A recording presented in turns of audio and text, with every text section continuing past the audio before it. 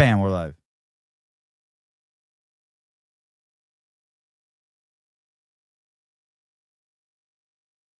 Good morning. Ryan Clark, good morning. Good to see you, buddy. Damn, I thought I was late and I was gonna miss Greg. Did he come and go? Oh, perfect. Perfect timing. Yeah? Yeah, I just got here too. I was dilly-dallying this morning. We got a show that starts at 7:01. 4 3/4 minutes after the hour. Though it's so cold here, it takes, like, 3 minutes for my water to get warm in my shower now. Before it used to, during the summer, it's just turn the water on, it's hot. I was just sitting there being like, "Oh, I'm gonna blame it on the shower, on the cold weather." We have in Santa Cruz one of those instant hot water heaters. Yeah, You know, that's the what I big have. thing. The instant 4 minutes. And when that's off, it can take 6-7 minutes to get cold water. I'm sorry, to get hot water. What do you mean when that's off? When it's just not working properly? Yeah, when it fails. Hey, do you, that your entire Santa Cruz house is run off of Insta hot water? I don't know if the whole house. Yeah, But maybe. I you don't know. I Yeah, don't know. that's crazy. I'd like to see that one versus how about your new house? Does your new house have big water heaters? It's amazing how much changes. It's like when you have kids, each kid, the car seats are completely fucking different. The strollers Right. are Right. houses even more so. Right. But here's even another difference. Like my house next door is only what, 7-8 years old. Yeah. The difference between a guy building a beautiful place to flip and a guy who plans on staying in the area for 50 years, it's crazy. I mean, the amount of tension and effort we've had on the leaks and the problems next door, and then my guy from over here from this project goes over there. Now, mind you, I've had 3 or 4 contractors remedying leaks, and it doesn't even rain here, and I've had a 40-yard dumpster full of rotten timbers from where a deck leaked. Okay, Right. and but Daniel walks over there, takes one look, and he's, oh geez, and I'm like, what? And he gave it a millisecond of a glance, and he says you're the jam, the threshold is sitting on the same level as the interior. You're using the threshold to as a dam to keep water out of the house, and that's not what it does. And so it's slipping under it everywhere you have a leak. And he could just walk through, yep, yep, yep, yep. And so every exterior door had to be, except for the very front door, had to be raised 1.5 inches. I know your house is in a different condition than mine, but this house that I'm living in, I bought as a flip, and my neighbors told me that the guys who did my roof or my remodeling or whatever were the same guys who work in the apple orchards in Watsonville. They just moonlighted on the weekends over here. I bought my house from a drunken crook. You're the one in Arizona? Mm-hmm. Oh boy. But it's beautiful. I mean, It is beautiful. Gorgeous. But we've taken the Wayback Machine and watched the build. And it's pretty neat how a skilled eye can point out defects in workmanship and illegality. Oh wow. From Google Images? Yeah, from Google Earth. Yeah, just rolling it back. Yeah. That's crazy. I had this guest on yesterday who took me into Google Maps and had me layer it with the pictures, and he was showing me the trails that are worn that come from Mexico into the United States. Like you can see it from Google Earth. The foot trails. Yeah, but dude, yeah, javelinas and coyotes and fucking wild horses do that same shit. Leave those paths. Leave trails like that. Yep. Yeah. The mountain's scarred with what you think. Oh, look, that looks like it'd be a good single track. Yeah. Yeah. This he had some other. I believe him. I mean, there's yeah. no doubt millions of people snuck in, and I know why. And someone was talking about how confusing it is to look at everything, and I said, well, the exact predicament we're in today, every facet of it, let's say even prior to the end of Biden, there was nothing going on that anyone that was reading the Epoch Times didn't learn was going to happen. Right. like inflation. That was a surprise only to liberals that don't understand what happens when you spend trillions of dollars and print money for it. Right. Everyone else had their fingers in their ears. I remember uh what's the guy from Fox, the Brit? Murray, Douglas Murray. No, no, no, no, no. He's got his own show. Oh, I But won't. any Stuart Oh, Varney. maybe Varney's you're right. he said the most puzzling thing to him about the economy is trying to figure out whether Janet Yellen really didn't know if inflation was coming or if she's that fucking stupid. That he was truly puzzled by that. And this is pre-inflation.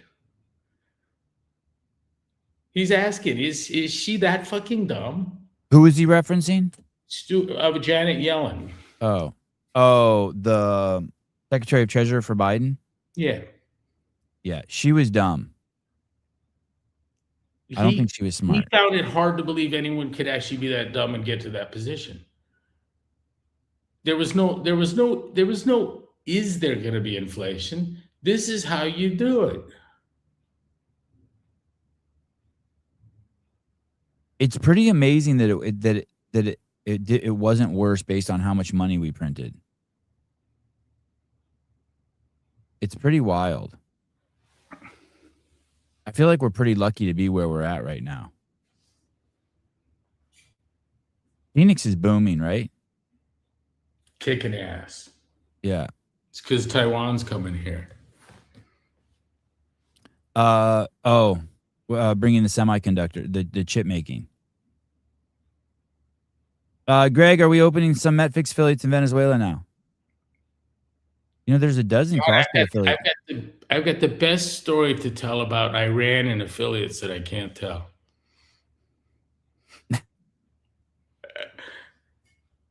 Because fucking good story, really fucking good story. One of the best stories ever. Because of three-letter agency story. I just promised I wouldn't do that, but hey, it looks like I haven't dug in deeply, but the headlines read that the police in Iran have turned and are now siding with the protesters. It looks like Islam might fall there. Sharia law might fall there.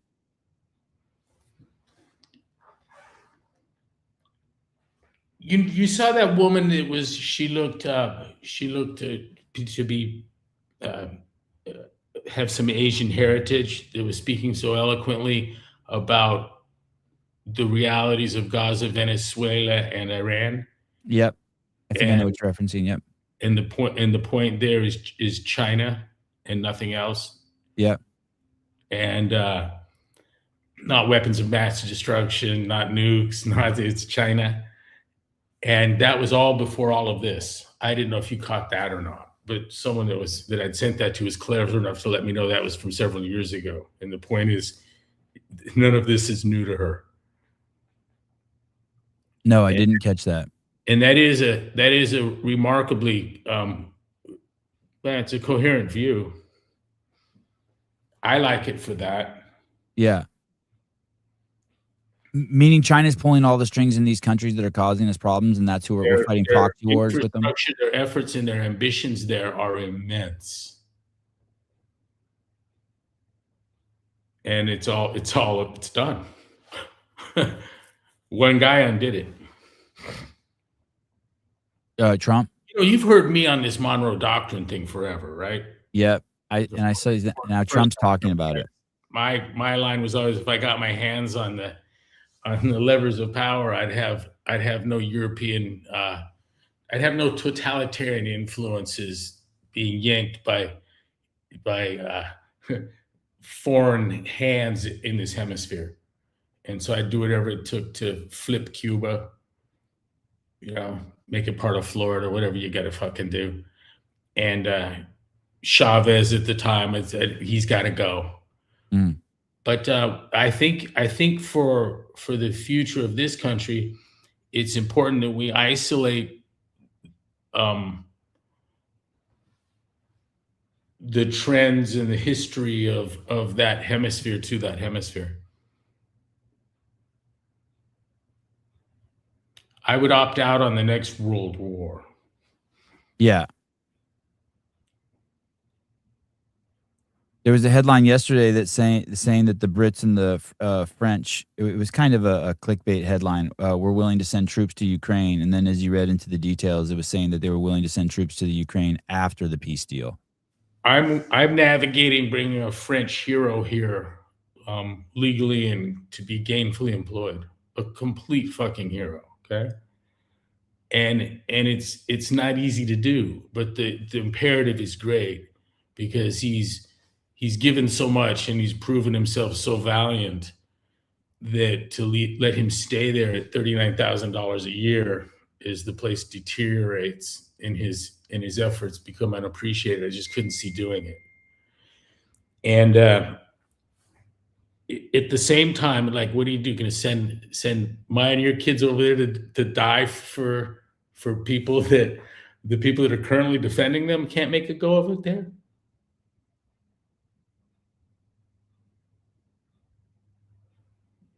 You see what I'm saying? Oh, 100%. I want there to be a yeah, 100%.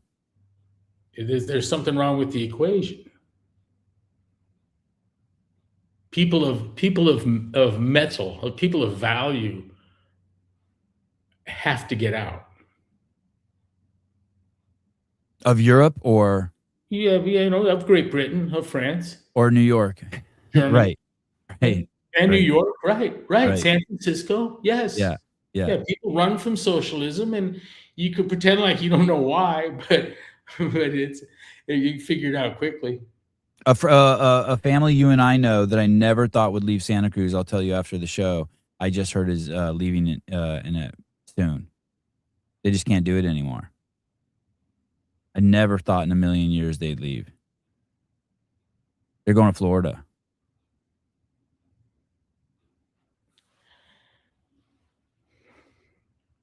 It's a great place. I almost went there. There's so many different stories I want to show you. I woke up from a dream, remember? And it was like, Maggie, wake up. There's no fucking way. So where we can go? I said, Wyoming. She said, where is that? I go, I'll show you in the morning. So you seriously thought there was a good I was loading a fucking car. I was going to Florida. I looked as the sale was impending, and there's this magic day of half the year. Yeah. And we're like at one day 178, and at day 182 and a half, I'm fucked.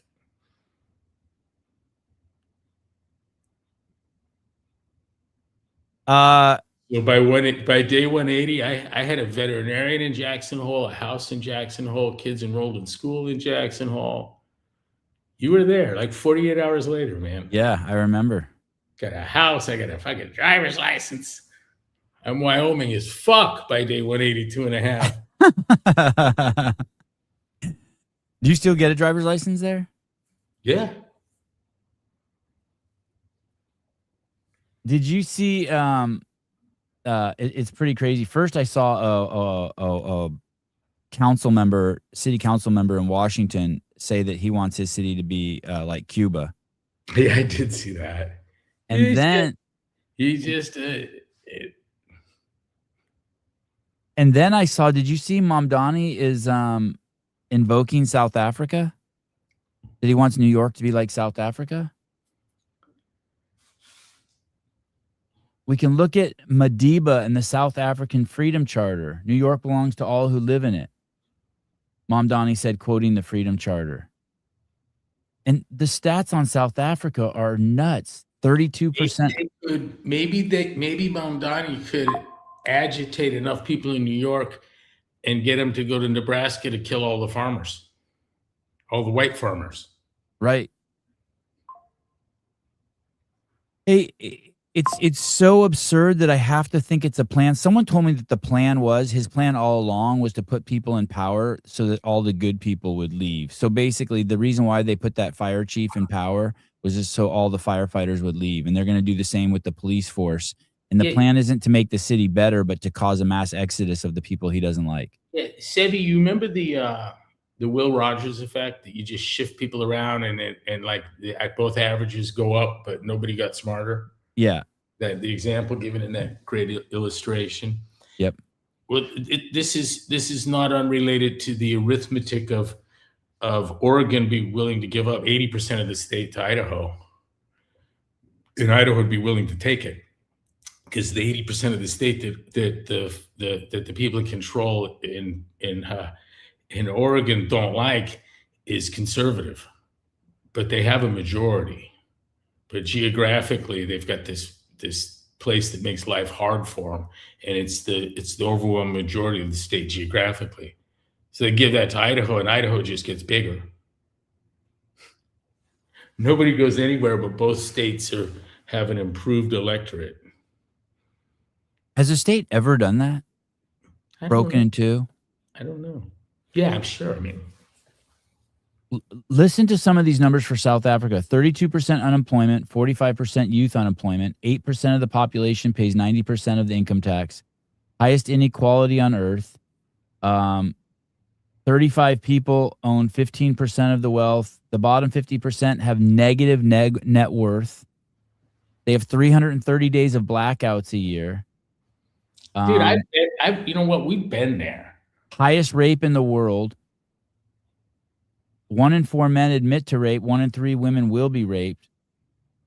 67,000 plus child rapes reported a year. Women killed by partners at 5 times the global average. 4th highest murder rate on earth. Half the water systems are contaminated with sewage.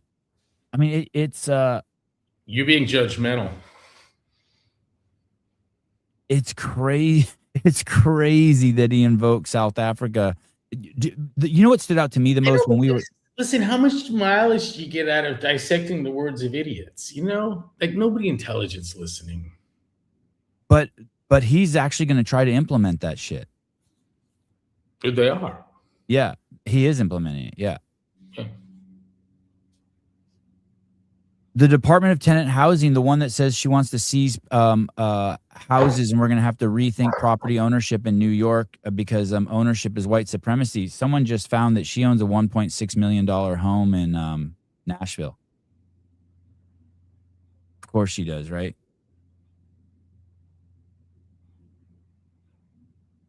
That's a great question, Jake. Do rapists and murderers see those stats and think I should live there? Wow.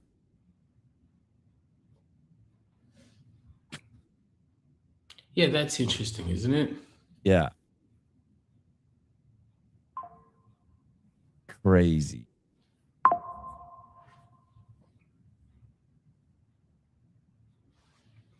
And then now we have this weird thing. The Maduro thing is added to the list of bizarres. We went from no kings to, we went from them protesting that they don't want dictators to now they're on the streets protesting. They're upset we got rid of a dictator. And I'm sure you've seen all the clips coming out of Schumer and Biden and Obama talking about we have to get rid of Maduro by any means necessary.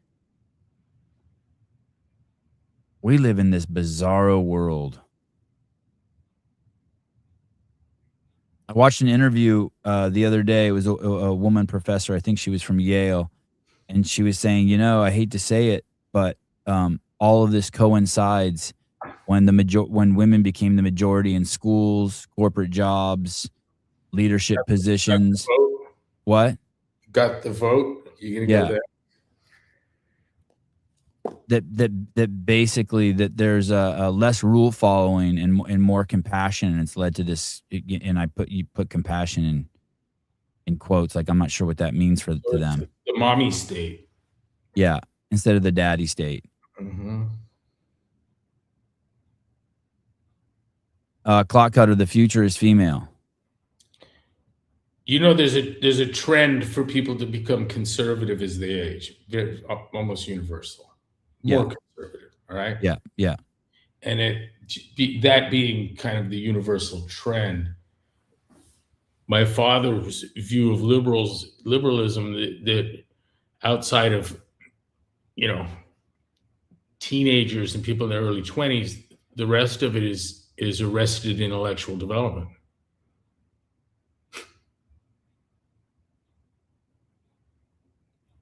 and I find that position inescapable.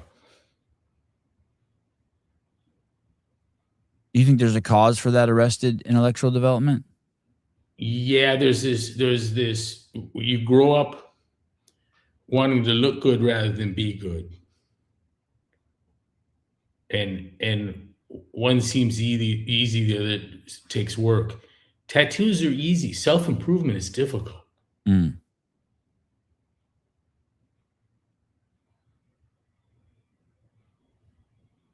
You can put on a Hawaiian shirt and unbutton it down to your Zyphoid process and put a big gold chain on and look in the mirror and think you're cool, or you can go out and help someone that no one else is helping and be cool. One's easy, the other's hard, Yeah. and that's kind of the left-right thing. There's this basic fear in school of not being like everyone else. Mm-hmm. Liberals have never overcome that.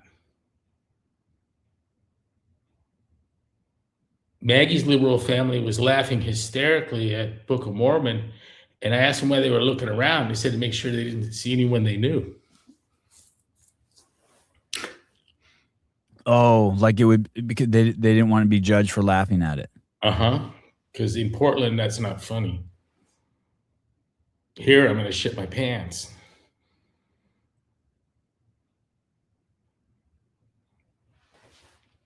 It's like, wow, can you imagine living with that burden? Wanted to show you this.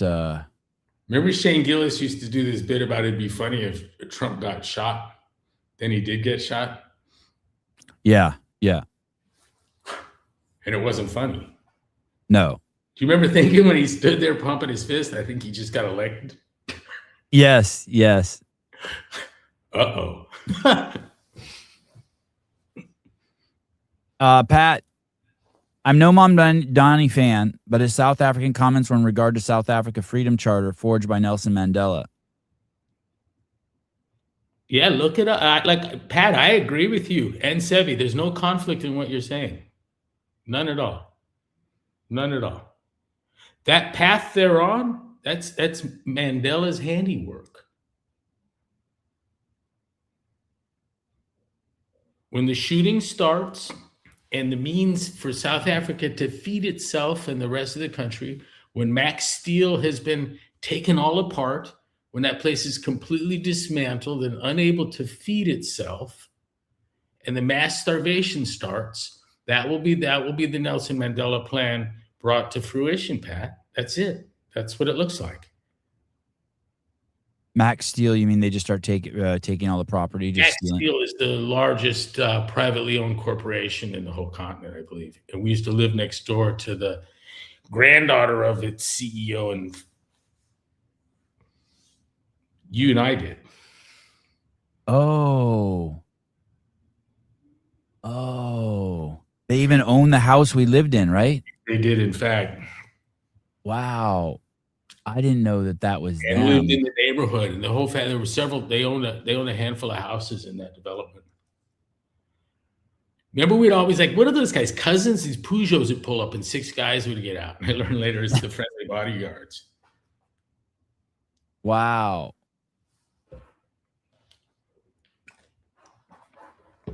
I wonder if those people like have an exit strategy. Happening there. It's horrible what's happening there, and it's been horrible for a long time. Yeah. When we went there 10 years ago, there was no one on the as predicted it would. Gene Kirkpatrick nailed it. We asked them to do something in 50 years that took us hundreds. Dictatorships and double standards is about that kind of statecraft that yields fruit like what we have in Venezuela.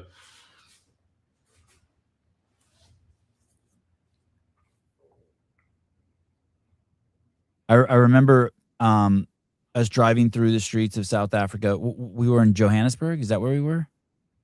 Yeah, there and Cape Town. And I would see coffee. I didn't see anyone on the streets. No one on the streets. Sidewalks everywhere. No one walking around. And I would see coffee shops. And I'm like, where is everyone? Like, you can't, and they're like, you can't be outside here. I'm like, why? They're like, your shit will get just stolen. You can't just be at a coffee shop with your laptop open.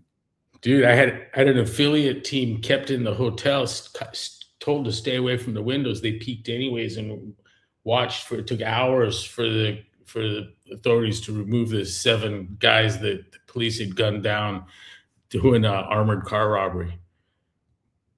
They call them like cash car hijackings or something, but they'll just throw $1 million in a fucking shitmobile and try and get it across town with bad guys shooting at it, chasing it.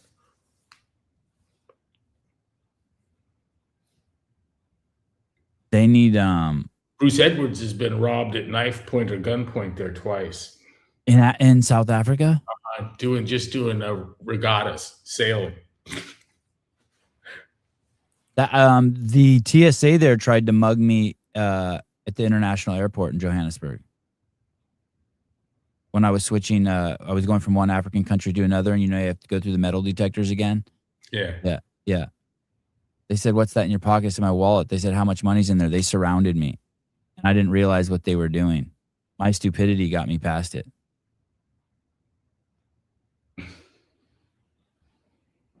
They even said something along the same lines as Dan Guerrero said here about me. He said, Sevon is so clueless, he'll forget by the end of the show. Yeah, I was so clueless that I was being mugged, that I was being told to pay them. Sevy and I are in this long line in customs in an African country, and we're next up. And the guy's like, hold on just a second. And he's got this stack of cash, and he's counting it. And he's counting, stops.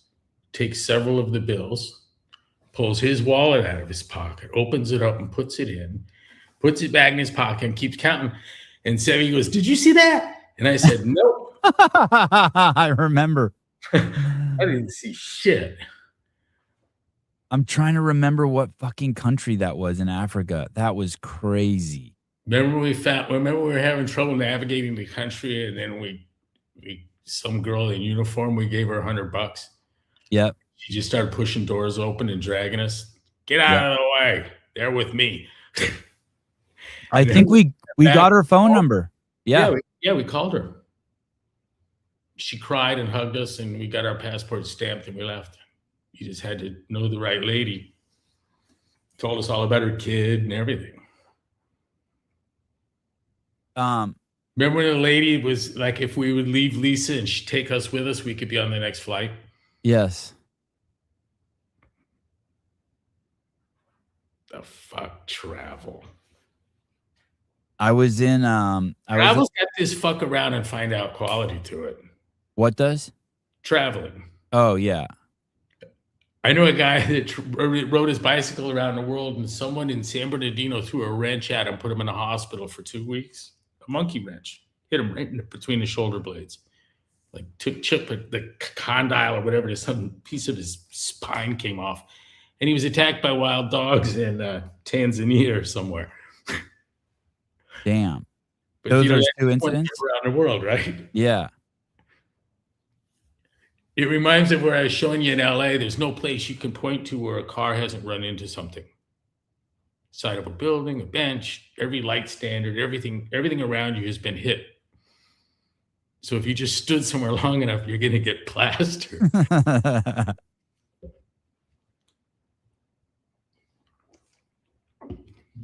I was at the airport in Beirut, and I don't remember the exact thing, but I had to get my luggage checked for bombs, right? Yeah. So they're like, you have to go over there to do it. So I go to get to over there. I had to leave the building. So I leave the building. I walk like 800 meters, half a mile, get my luggage checked, and then come back, and I have to go outside the building again. And then they're like, "Did you get your luggage checked?" And I'm like, "Yeah." They're like, "Good to go." And I'm thinking to myself, how the fuck is that security? Like, I could have easily, you know what I mean? At any point, I could have slipped a bomb in there. Sevy, when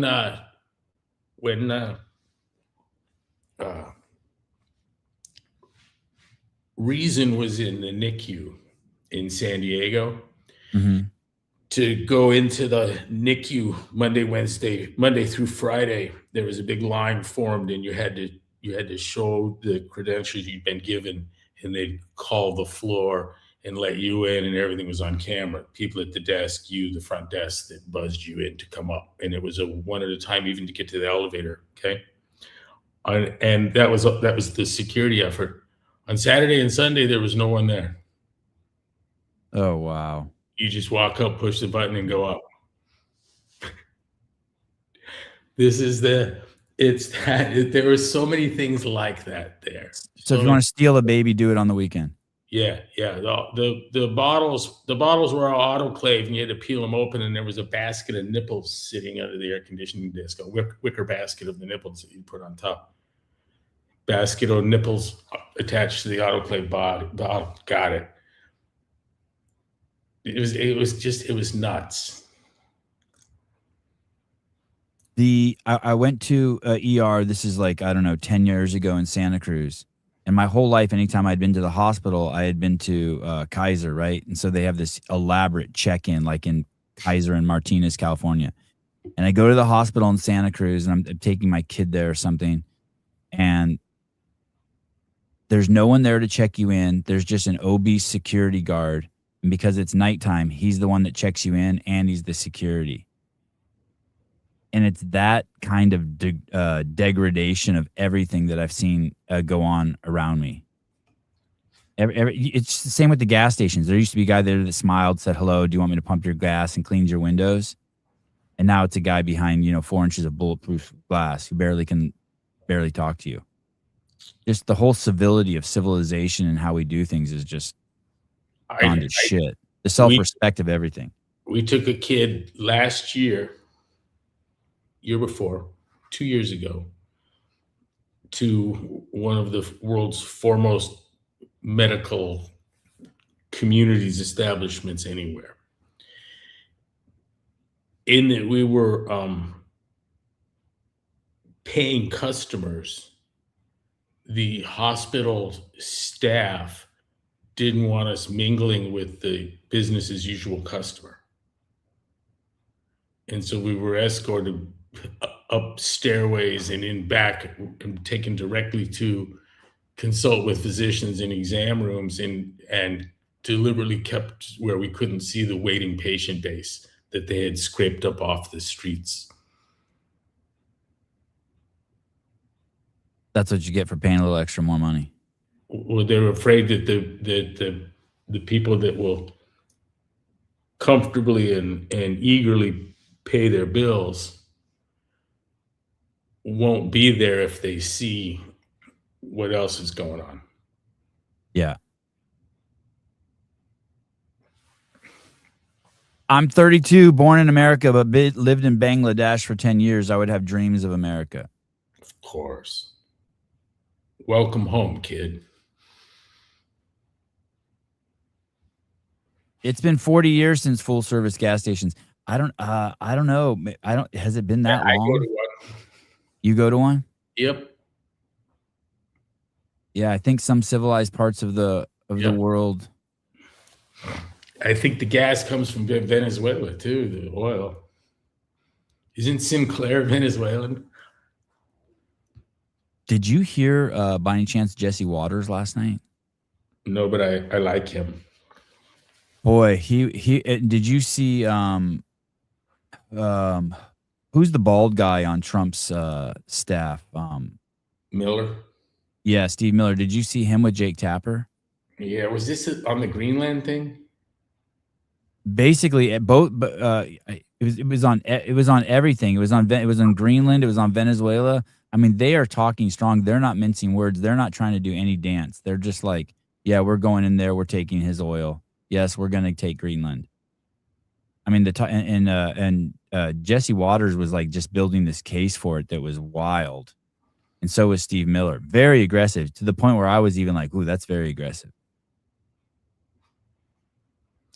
China was swinging these deals with them for oil by building facilities, and the interest payments were exceeding any capacity to pay, and so the thing transactionally was fundamentally tantamount to a takeover, and we're going to end up with China, everyone there Chinese, right, and Panama.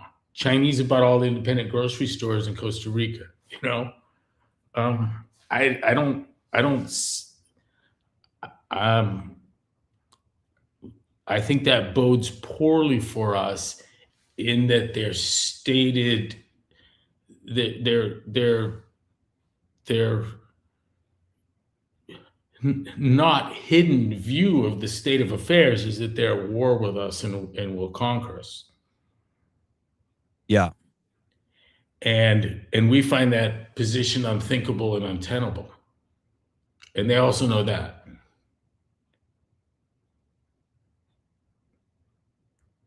Steve Miller's a complete and utter retard. He may be a lot of things, but he's definitely not a retard. Mm.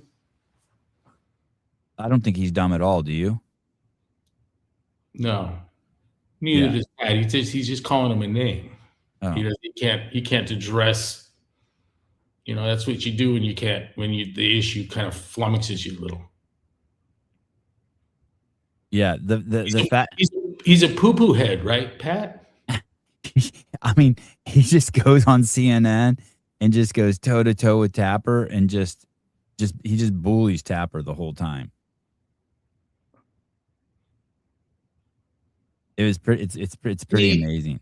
The left isn't true to its ideology. It's the noise it makes as it craves power. They don't really believe that shit. What did Newsom do during the lockdown? He ate in his fucking restaurant with friends, you know? Pelosi was getting haircuts. Yeah.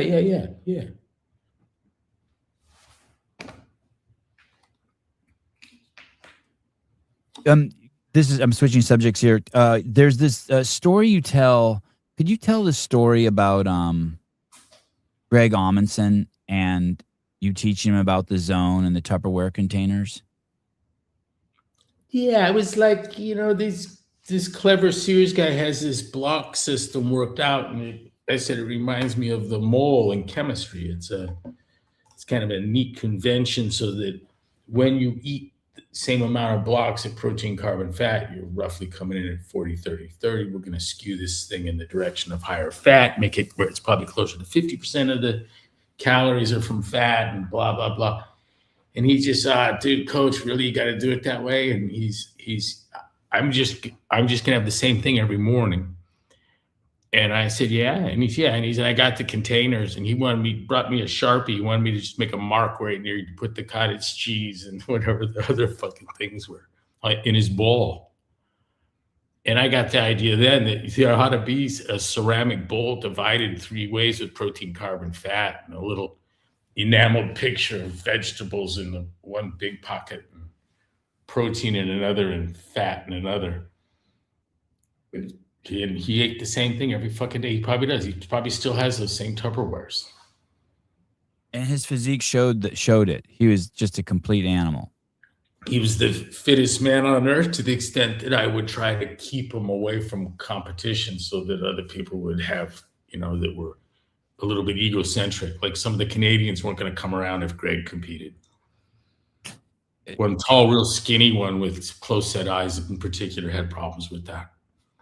And you seminars, and you did seminar, you get a fucking T-shirt with his likeness on the shirt. That's just. And you actually took a Sharpie and on the bottom of that container and made there, and that was kind of his template. Yeah. Cottage cheese goes in this one. I think it was pears. I don't remember. So instead of weighing it, it was in the eyeball method. Yeah. You should tell people amount of a serving of meat that would fit in the palm of your hand. There's recently someone in the CrossFit space who's giving nutrition advice, saying that you don't have to count macros. You can just do it this way. And when I heard it, if I heard it correctly, they were basically saying the method that you used to do, but it's still counting macros, but it's just you're eyeballing it. Yeah, I'm lost at the word macros. You know, I mean, you look. Isn't that what the zone method is? It's counting macros. You're basically counting. I guess everything would be counting macros, including fasting, right? How many macros Right. do you have today? Zero. Zero macros. Yeah. It's not. It's not a unit that we'd use to speak intelligently about this shit. Let me know how many grams of protein, carb, and fat. Let me know the nature of the protein, source and quality. Let's talk about this carbohydrate, source and quality, fat, source and quality. You can have intelligent discussions about it. Isn't macros just referencing carbs, fat, and protein as a whole, as a cohort? Yeah, but then it builds this whole language and culture around not just as long as at the end of the day it comes out and it's missing the whole point, and you just urinated over the whole hormonal control aspect. And it's I think we were better off at paleo. And I'll tell you something even cooler is fucking Maggie's put the steak in your left hand and slurp poached eggs out of a cup with the other, which is not much different than, and it's done with about that much thought, but that's not qualitatively different than Bob Kaplan's diet, who has more intelligence and background to put into this than probably anyone I know. You can't get me to say anything bad about the extreme carnivore crowd. I'm married to a gal who's getting leaner and leaner and leaner and stronger. The 12 days that I just, if there any downside, I expect her to maybe attack a cow someday. Get out of the car and just go after it. It's creating a beast. Like, it's amazing. And talk about simple. yeah, and she is absolutely shredded right now and has so much muscle on her. She's getting stronger and stronger and leaner and leaner. And she eats poached eggs out of a fucking coffee cup and steak with her hands. When I was at your house, there every morning there would be a fresh batch of, I don't know, a half dozen steaks cooked, and she fed herself like Haley used to feed the babies. It seems like she just feeds on demand. If you're hungry, you just go in and eat some steak.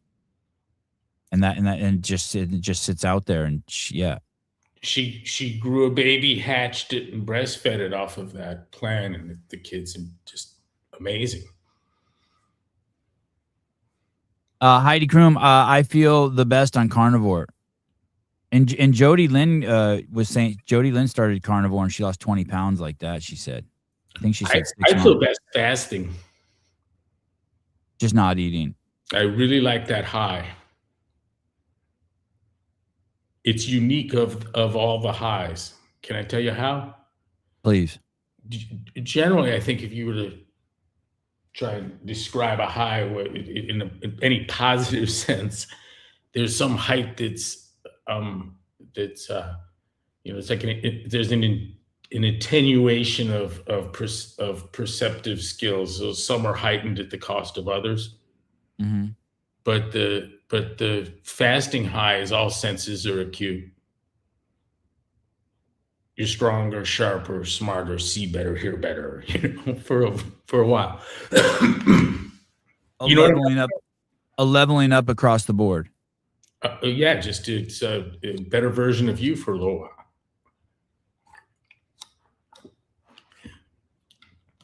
I assume to get you to the point of being a more effective hunter. Does Maggie eat berries? You ever see her eat berries? She cheats, but it's rare. It's not often. And so eat blueberries. No, steak and eggs. Yeah, I don't remember seeing her eat anything besides steak for lunch, steak for dinner. And she'll just look right at the gal at the restaurant. I don't eat vegetables. My friend Elliot doesn't eat vegetables, and you accuse him. I do too. I eat vegetables. It's not a selling point. He's something he's like almost ashamed of, right? Is he carnivore also? But in the sense that he's one of these guys that doesn't eat vegetables.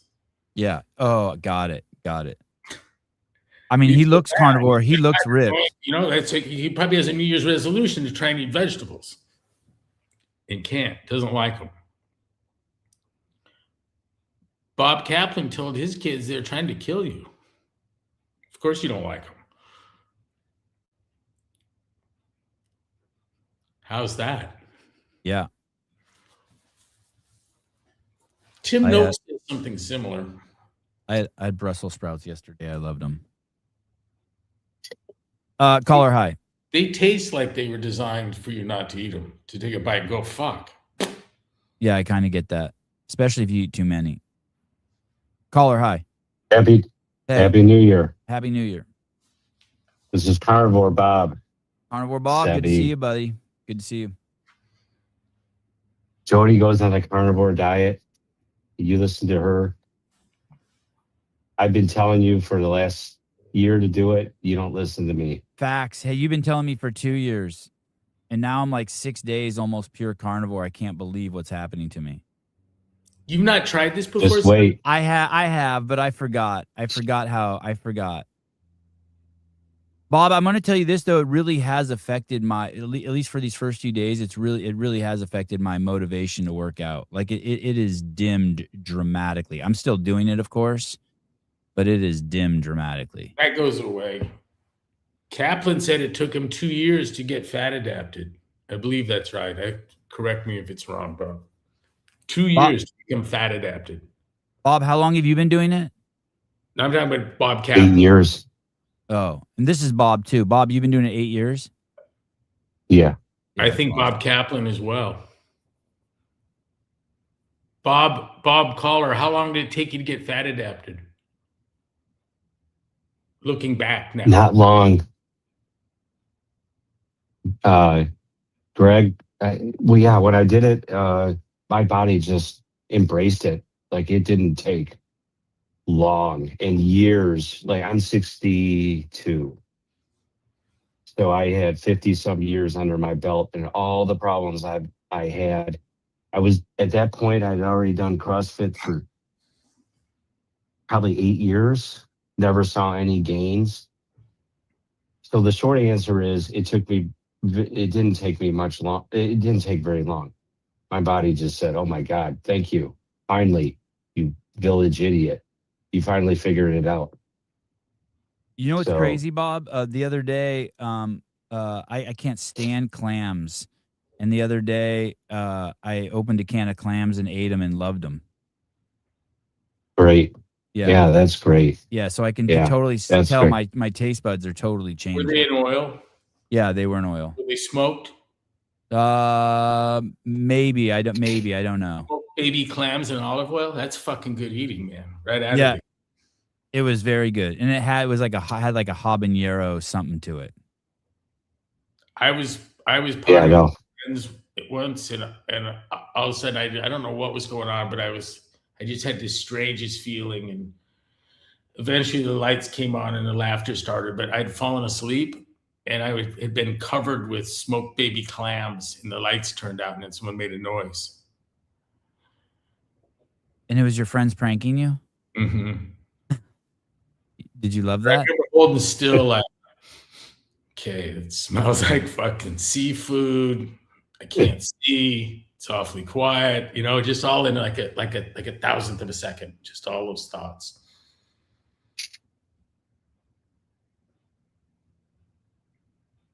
That's my clam story. Well, Bob, I've been thinking about you a lot the last 6 days. I tried. I'm going pretty hardcore on the carnivore thing. I did a 36-hour fast, and mostly I've been just eating tuna and steak, a couple cans of clams. Yeah. I mean, I would stay away from the seed oils. There may be some disagreement there, but including olive oil, I would just do steak and eggs, like Greg's wife. I mean, that's the and butter. The she's good with the butter. Do you eat butter, Bob? Yeah. And by taste, like, so lately, I've felt like more butter than in the past, but sometimes I just go by cravings. So, but it's butter, steak, eggs once in a while, but I just really stick to 1 or 2 ribeyes, and that's it. Simple. Grocery shopping simple. How much do you want for dinner? There, Bob? Say Pounds. that one more time. How many pounds of meat a day is that for you? 2 pounds. Yeah, I think Maggie's a little over a pound and 6 eggs or something like that. Yeah. So I'm 5'2". I'm actually shorter than Saban. And I'm 170. And are you just muscular as all get out? Of course he is. I'm like SpongeBob. Yeah. Yeah, that's it. SquarePants. Yeah, that's a crazy physique. I mean, I'm just a big, a torso, a large torso. Like so What ethnicity CrossFit are you, is Bob? What ethnicity are you, Bob? Italian, Okay. 100%. I was going to ask if you were Thoroughbred. Sicilian.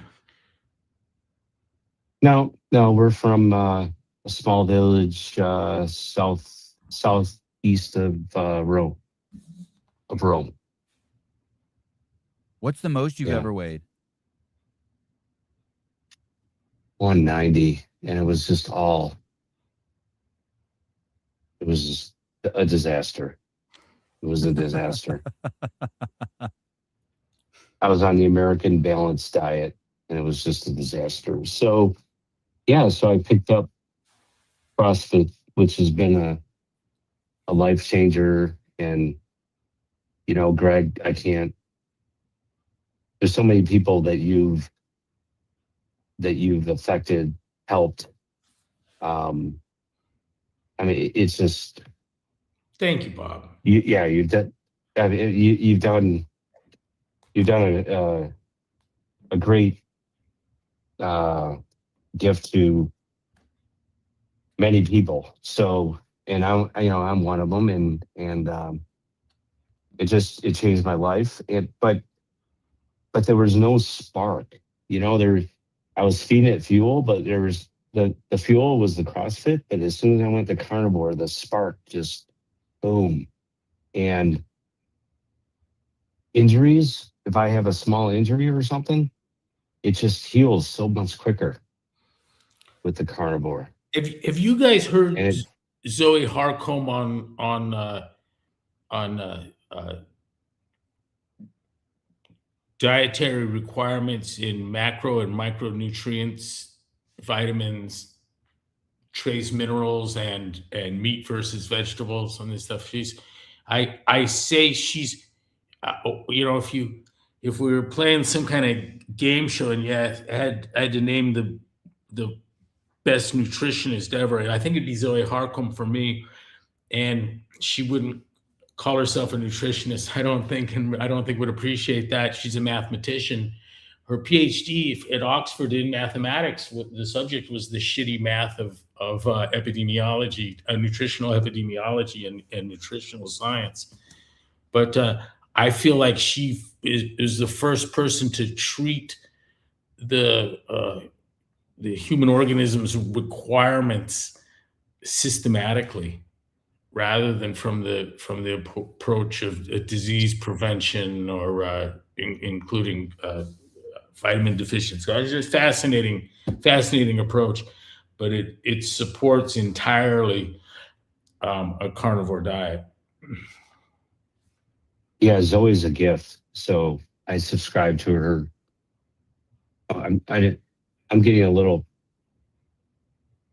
Go ahead. I like hearing that, Bob. I love her. She's a friend, and I have immense respect and appreciation for her and Andy. They're great people. You subscribe to her letter, Bob? Oh yeah, her newsletter. Hey, that was a great. Go ahead. That was a great interview. That was a great interview that you had with her. The most recent one.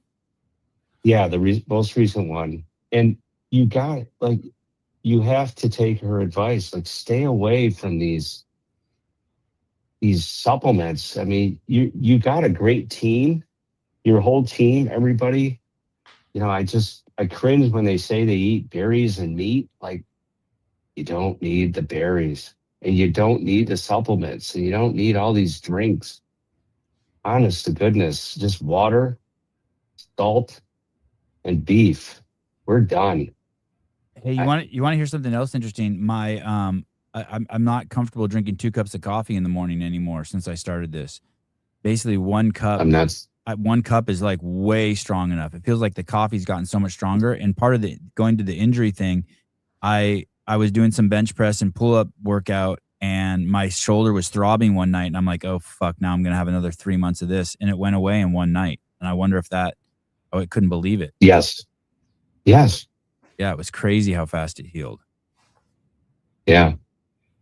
Hey, Greg, I follow you religiously. I would just change your diet protocol. It just would have been What is my diet meat protocol? and eggs. What's that? What is my diet protocol? Where you said little sugar. I don't. The meat, vegetables, nuts and seeds, Yeah. Some starch, little sugar. Yeah. I just would have said meat and eggs and water. Saved you some words.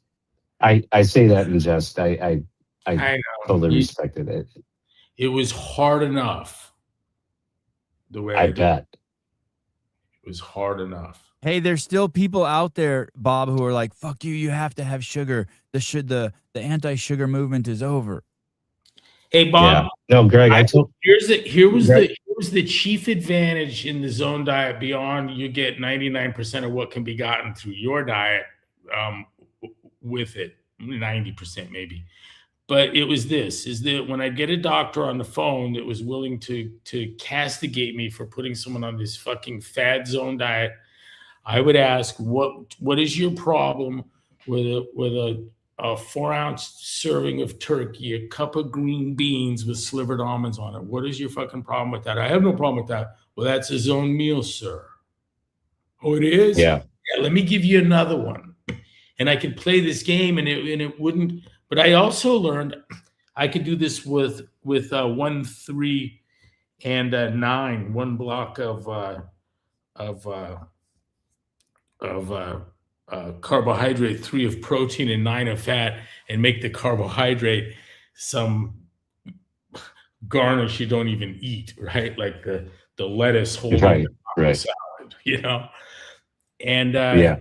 no one would notice a souffle or a soup or a casserole or a kebab being almost entirely protein and fat with very little carbohydrate. Wouldn't comment on it for the most part.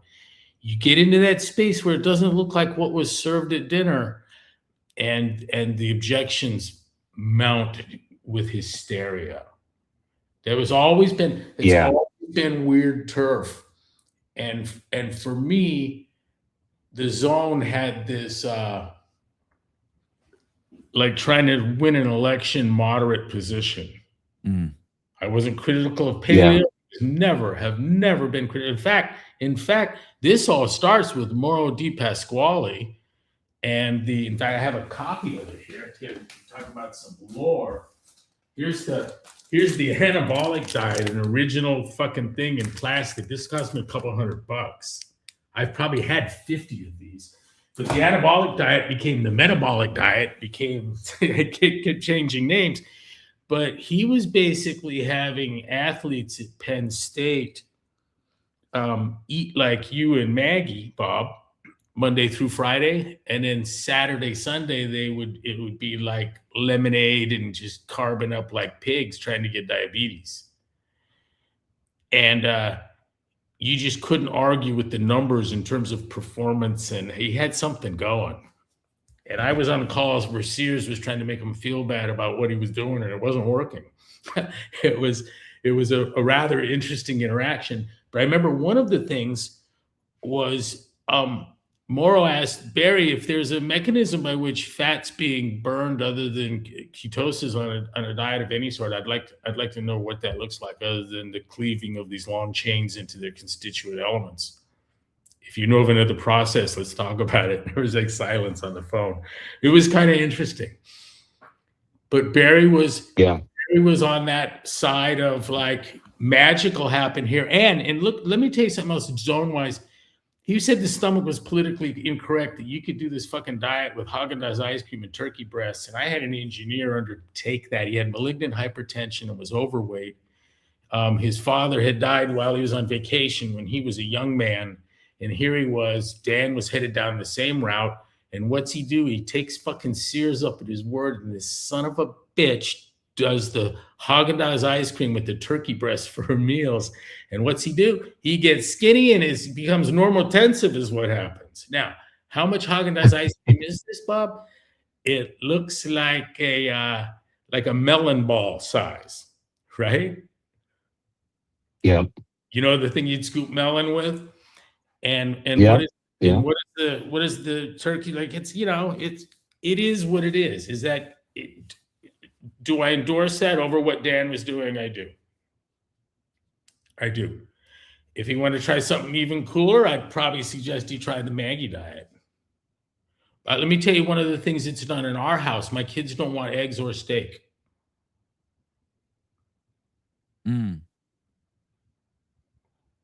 My wife's carnivore, and there's always a steak out, and my kids devour that shit.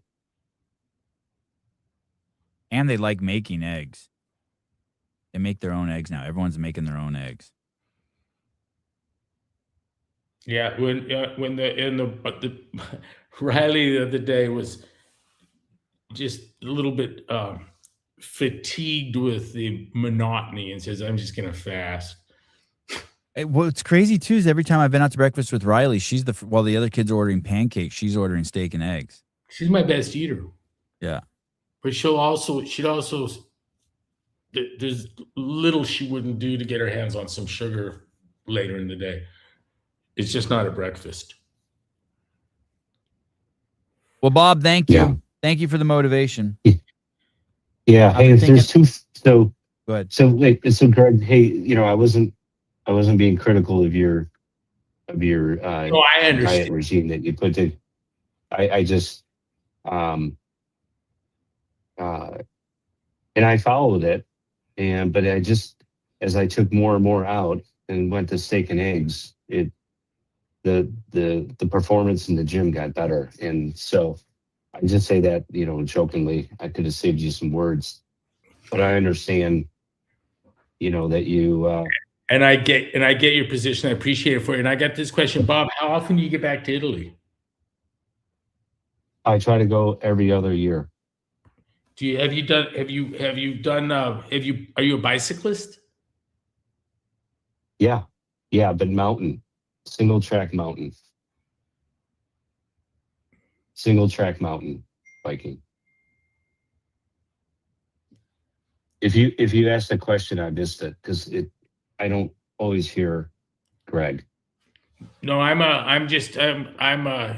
an urge to mountain bike in Europe or road bike or trail or something. No, you should. I'll let Sevi know where we go. There's a mountain, there's a state park there with tracks and hiking, and it's so strange because you're out mountain biking and you're up in the hills and you're like, boy, the Germans were trying to come through this area.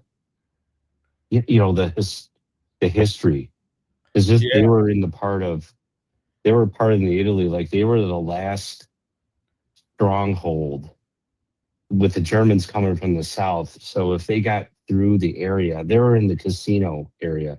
So if the Germans got through that area, then, you know, Rome would fall. So you see these big divots in the mountains, and you're like, oh, that's a bomb. I thought you guys were fighting with the Germans. Then we flipped. Oh yeah, okay. Yeah, when Mussolini got strung up. Yeah. So hey, I have two favors to ask of both of you, because I know you both like looking at things and researching. Look up something called the Randall cycle, RANDLE, Randall cycle. And if you would have an open mind, there's a young gentleman by the name of Ed Goki. He has a YouTube channel, and he has a book called Contraindicated. It's on Amazon. I'll buy you a copy if you just tell me where to send it. Saban, I'll buy you both a copy if you want to send me your whatever information, or I'll put something in the YouTube. But if you would just read that book, I think you both might like it, and you might like this young gentleman. He really, and maybe you can have him on your podcast, Saban. But Okay, thank you. This is specifically the Randall cycle draws attention to the competition between glucose and fatty acids for their oxidation in muscle and adipose tissue. Is that it? yeah, Yeah, you know, it's hey, I just got a note here that Pete Shaw was trying to get on. I'm going to guess that this isn't foreign to the Metfix crew. Okay, I'll definitely look at it. Thank you, Bob. Okay, what's the second favor? Yeah. Try to, I'm happy to get you a copy of the book Contraindicated. It's on Amazon. Happy to buy a copy for both of you. I would love, it would be a privilege if I could. I just don't know where to send it. Yeah, I'll look at it. Who's the author? Randall Ed cycle. Koke. Oh. The book is Contraindicated. I'll put it in the chat. Okay. Tell me, what's the essence of it?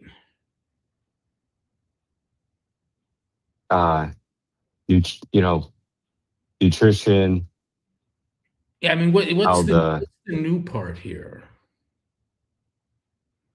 What's new? Yeah. For me, it was just how he broke down the science, the biochemistry of everything, and how he explains it. And not a big, he's how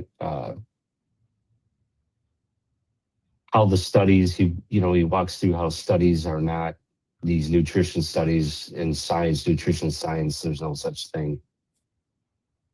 It's crazy. I can't find I think the book. you did this work at CrossFit, Bob, in 2019. You probably did. Yeah. Right.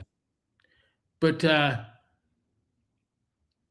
You probably did. This is probably. I feel that the Metfix crew currently knows more about metabolism and in regards to both cancer metabolics. In fact, our Bob Kaplan just authored a paper, another paper in oncology in the journal on the metabolism of cancer. But I think we know so much more about, because I'm looking at here at this list, about obesity, disease, heart disease, autism, and autoimmune disorder on the molecular level, so far past anything practical, that the problem is that implementation hasn't kept up. Do you get what I mean? Yep. I don't know. It's like I don't think you should fuck your kids, and I don't need to read books on why it's bad. And I'm starting to feel that way about sugar. Like, Jesus Christ, are we going to keep doing this? The metabolics. I mean, I've been putting into Google sugar and cancer for 25 years now, and watching this thing, and it's unbelievable. But the loss of differentiation that characterizes the oncocell, the evidence for cancer being a metabolic disease, the nature of the mitochondrial damage, and what is already known about obesity, diabetes, heart disease, autism, autoimmune disorder, and metabolism, my Metfix crew, and if Shaw's on the trying to get on 70, you ought to let him on too on this. But the case is so powerful at this point and so damning. I don't know if there's a problem here other than information. Does that make sense? 100%. Yeah, I think weird. I think everyone here is aligned. Yeah, I think this book is aligned with what you've done in the past, and of course, I just thought it has. It's like I had tweaked Gold's Gym Nutrition Analysis program that Neil Spruce delivered to me, and it was doing a 70-30, 70-20-10 diet, 70% carbohydrate, 20% protein, and 10% fat. The default breakfast was some kind of cereal with non-fat milk and a dry bagel with orange juice. There was your default start with that breakfast to produce healthy lives and hearts. And I had gotten a key and done some bribing, a little travel, and got the guy that wrote the app to give me access to a 50-30-20 variant. And I was making miracles happen. So someone told me there was a 40-30-30 scientist from MIT. I'm like, well, then he's right. You know what I mean? I was like, I'll take it. Because I was in wilderness. I was trying to make people Atkins-like, which is what? It's you and Maggie's diet, you know? Induction. That's how far that journey is. You went from 70 to 0. You lived in a world of 70 was the recommendation, and now it's 0. That's wild. That's a journey. Isn't it? That is wild. 70 to 50 to 40 to 0. Yeah. Well, looks like everyone in the chat wants me off the call. No, you're good. You're good. I love hearing from you. You know, I was kind of missing hearing from you, by the way. I was kind of missing it. Bob, thanks for the recommendation. Yeah. Man, just I'm again, gonna I'm get a copy of it. I'm interested. Good. I appreciate that. You know what else I'm going to do? I'm going to invite you to a Metfix seminar. No. We're basically preaching the carnivore diet in terms of molecular biology. You know, pitching it from that angle, from the standpoint of efficient bioenergetics. And I wonder where people read the lines, but our chief scientist, if I can call him that, I don't think has had a vegetable in 8 or 9 years. I love that. And he's publishing on oncology. In fact, the latest contribution was the thing I talked about last week. That is just a brilliant, important and brilliant contribution looking at the so-called inherited cancers. And it turns out that they're all of the genetic mutations code for mitochondrial dysregulation and dysfunction. And that was being touted as evidence for the somatic mutation theory, when in fact that very evidence is in fact support for the metabolic mitochondrial issue. All right, Bob. Thank you. Hey, I'll text you my phone number, and so we can be in touch. Wow, what a privilege. And Bob, and I'll stay in touch with you as well, sir. And you know, the nutrition world's always going to be weird. It almost has this, like, you're not supposed to talk about religion, sex, or politics at the table kind of shit. Nutrition does the same thing.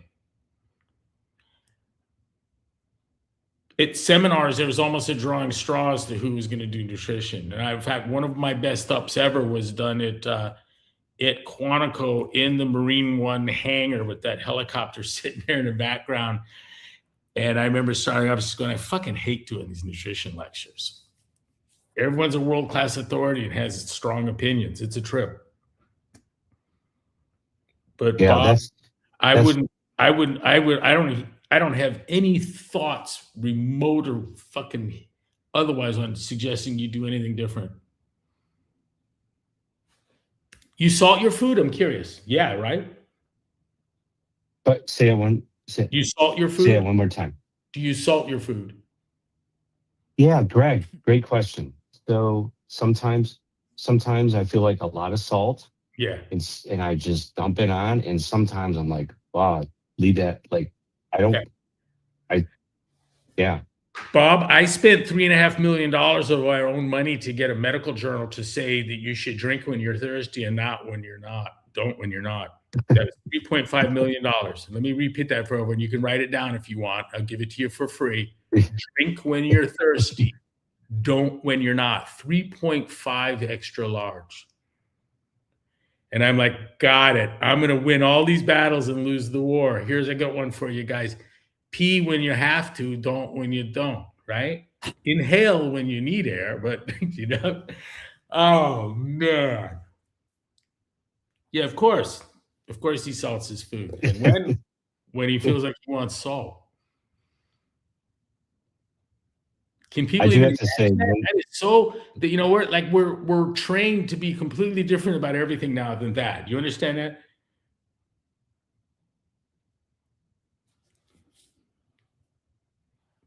Go ahead, Bob. Was there one more thing? yeah, I have to say, Siobhan, and to you as well, Greg. I know everybody in the chat gives you a hard time, but you truly are a person, Siobhan, that has seen the world, and you speak with more authority, and you too as well, Greg, because you've seen the world, you've seen how other people live, you've seen the struggles of other people. So, I mean, your programming is the only news I watch. I look forward to Wednesday so we can hear from Greg. And I think you are just doing a great job. And, you know, you really are what they call a fulleth man. You've grown, you know, you've seen things. It's incredible where you'll say, well, yeah, I was in Africa and I saw blah, blah, or I was over here and I saw. And so I give you a pass. And the most ultimate pass is that when you were younger and you took care and watched those disabled kids in that house, you truly did what most people would never even think to do. So I'm gonna Thank you. Hey, for fear. and thank you for teaching someone who thinks they know everything. Keep reminding me to do carnivore. You've been a huge inspiration. I've had Greg in my ear for years. You, now Jody Lynn. So I appreciate it. Yeah. No, if anybody has any question, whatever. So Anyway, hey, I appreciate you guys. Bob, I want Thank to you. get you a MetFix seminar, one where Bob Kaplan's going to be there. Two Bobs should meet. I think you'd enjoy that. I'll text as soon as he gets off the phone. His number will pop up. I'll text him my number and I'll get him in the loop. Okay. Bob, thank you. And Bob, where's home for you? Where do one you more live? thing. I live in Michigan, and by the way, Greg, there's a MetFix. I'm in Michigan, and there's a MetFix gym. You know the gentleman, the New Species gym Yeah. out Yeah. here in Michigan. Yeah. Yeah, he's a great. He's awesome. Yeah, he's been on your show too before. Yeah, Siobhan. I You got to should have get him back. I know. I need to get him back on. He's great. Please. Yeah, he is. It's a little bit We've far really for me to picked go up there. the mantle that was dropped at CrossFit, I feel. Say that again, Greg. Yeah. What did you just say? I feel like we've picked up the mantle between MetFix and USEVI and our other friends, and I understand that also the incompatibility of our views on cancer and nutrition with large venture capital portfolio's. Do you know what I mean? Yeah. You know, There's that's no like hey, I got a great startup for you. It's at war with soda and pharma. And you're like, yeah, okay. Yeah, they don't want to do that. No one wants anything to do with that. All right, Bob. Thank you. I'll text you today. Yeah, all right. Thank you. Okay, bye. Yeah, thank you. Thank you. Bye-bye. He's awesome. He's awesome. Let me make sure I can text him.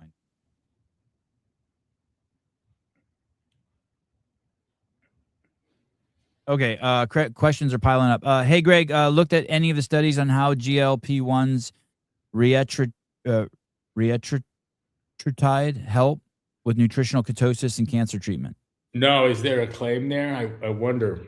But I have seen some evidence that seems compelling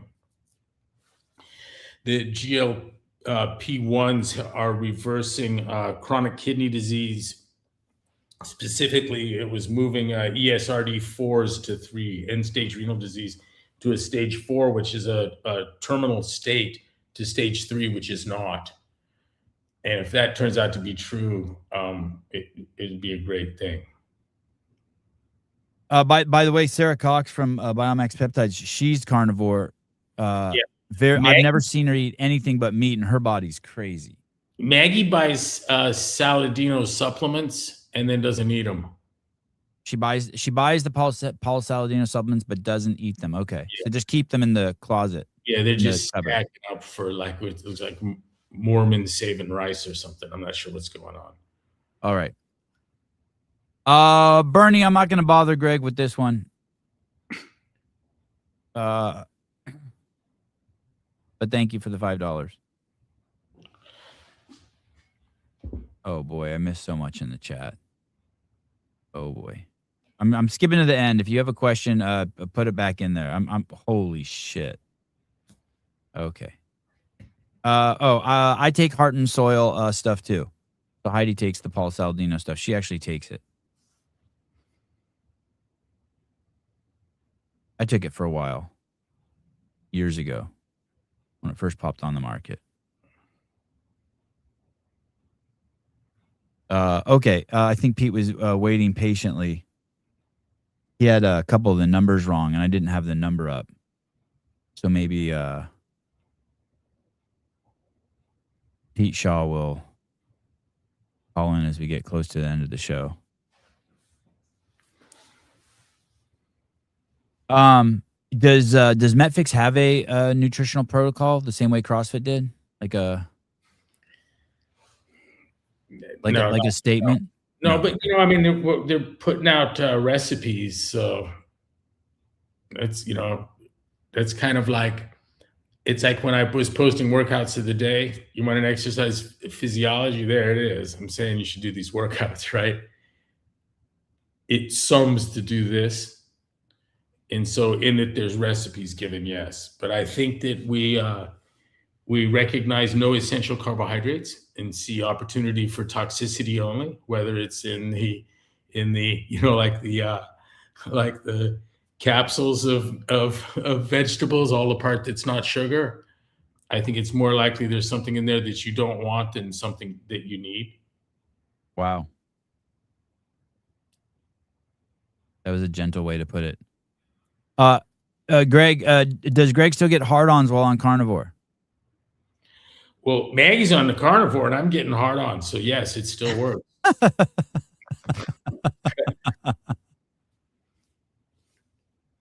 Yeah, that carnivore pussy works fucking great. Yeah. Was that the question? I think so. I think you answered it. Yeah. Yeah, you always have a healthy perspective, full picture. They probably didn't even see the full picture when they asked the question. Does she go to a butcher, Greg, or does she just go to the supermarket? No, something. We've got several chatted about butcher shops in town, and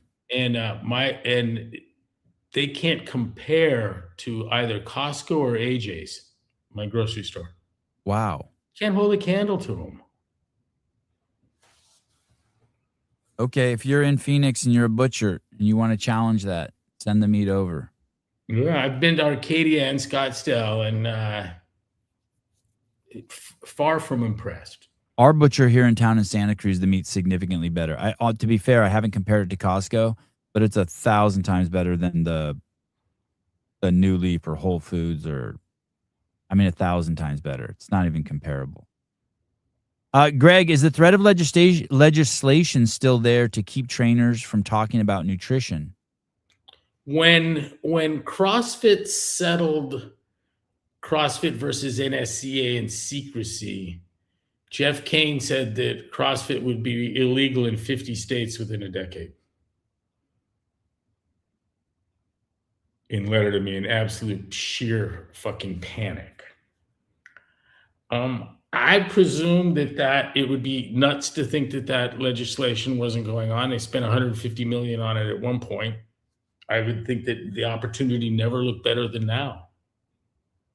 And so, yeah, I would presume that the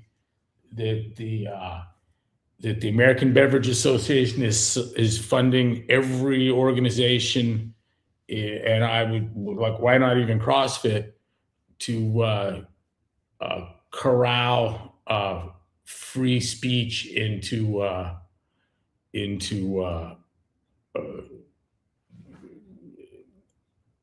place where trainers weren't legally giving nutritional advice.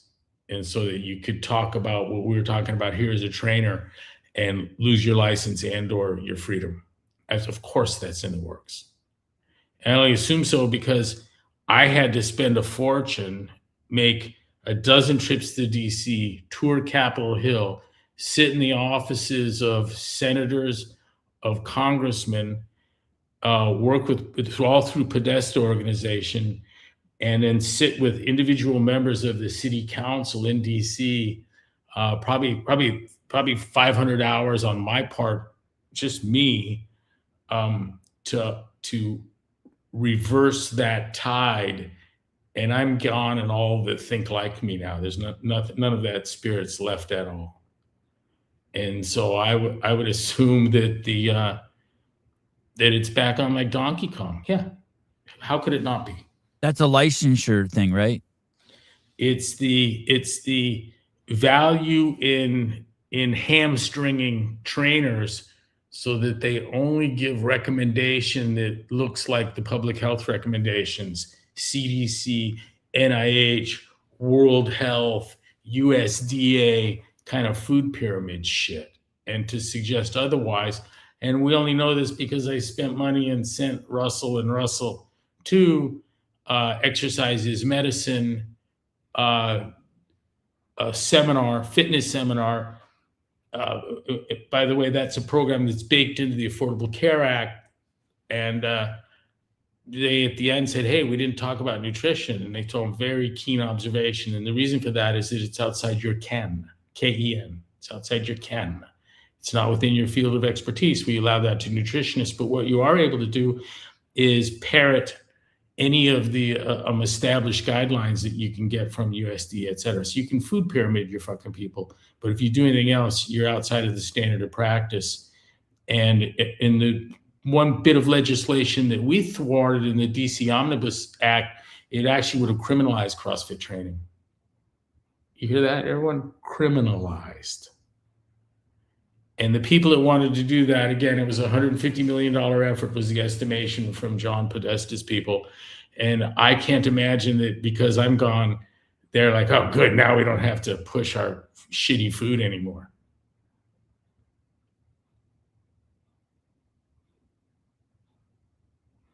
Maybe there's a keep your head below the parapet because of RFK. You know? Yeah, that's what I was thinking. They just keep their heads low, amass the troops now. I see the erasure of common sense in movement and nutrition coming out of places like Men's Health, fully compromised. Almost happened in DC Metro. You could say it did happen, It did happen. It passed. And the Wall Street Journal wrote a piece on CrossFit. We made it to page 2, saying that we had surely some serious clout now because we had reversed some occupational licensure. and that it only happened 7 times in 42 years across the nation. And in a handful of those instances, the reversal was again reversed. And so here we are. Will the reversal be reversed? Yes.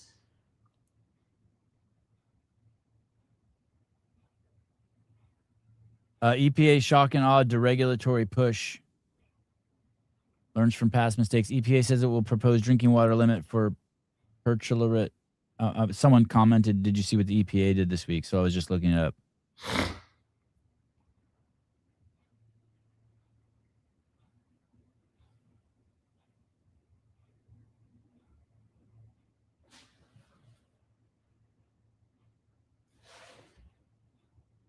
All right.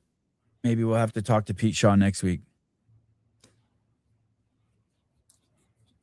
Probably coaching or something now. Sorry, Pete. I didn't have the number up earlier. You had the, he sent me, he said, is this the right number? He had one of the numbers backwards.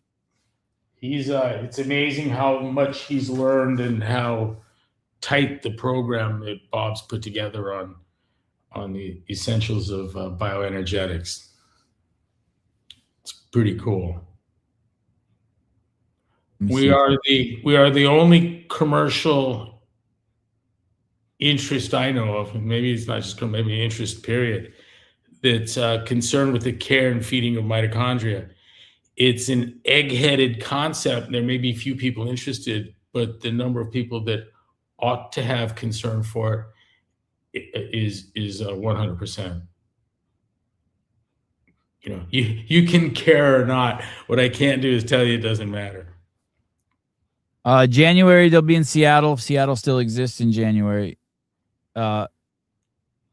Vienna in March, New York in April, London in June, Switzerland in August, Columbus in September, Jacksonville November, and December back to London. I've been threatening to do them all. See, the parent effort is a Broken Science Initiative, and why the heavy push on fixing metabolism? Because there's no aspect of broken science more important. I would care less about broken science were it limited to the bullshit published as gender studies, the bullshit published as economics, the bullshit published as sociology, the bullshit published as psychology. In fact, parenting experts at Harvard, I stopped reading the headline. I'm done. Parenting experts at Harvard, I'm not going to look at. I'm not even going to look at the rest of the headline. I don't even want to know what they have to say. But the epistemic methodological crisis that is the replication crisis has come home to hit research medicine. And so the corpus of university primary research is tainted by non-replicating science. And we could all say it doesn't matter were it not for the fact that it's impacted how we see chronic disease, what treatments we undertake, the very nature of what we think the etiology of an illness is, on and on and on. It couldn't be worse or sadder.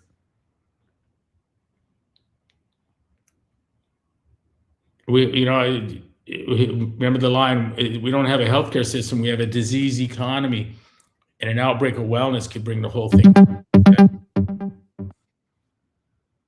How are you for time? Yeah, I'm good. Caller, hi. Hey, Sebi. I was trying to post a super chat, but it wouldn't let me for some. I think Greg would find this guy named Norwitz very interesting on social media. He's an MD, PhD out of Harvard. What's his name again? He does. Sorry, you were breaking up. Say his name again. Nick Norwitz. Okay. RWITZ. Mm-hmm. He's out of Harvard, and he basically does these experiments on himself. 120 eggs eaten in a month, 1,000 sardinas a week, all these really cool experiments, and he can manipulate how deep he is in ketosis by how much sesame oil he consumes and stuff like that. I was friends with Dr. Sheldon Morgan, who is the originator of UC Berkeley Wellness Letter. And in the early 1940s, he took morbidly obese women and put them on a oil drip IV for a couple months and had absolutely earth-shattering returns on that in a hospital in California in 1942, Dr. Sheldon Margan, PhD, MD. And he came in the end to represent the interests of Snackwell and other. It was a trippy thing to watch, but there's nothing really. How do I say this? Yeah, for me, my interest in fitness became my interest in medicine, and my interest in medicine, and always from what's wrong. So what's wrong with fitness led me to CrossFit. I stayed in that space until I saw what was wrong with medicine, and I stayed in that space until I saw what's wrong with university primary research. And I'm probably unlikely to ever read another book on metabolics again, because it's all reaffirmation of the shit I already know.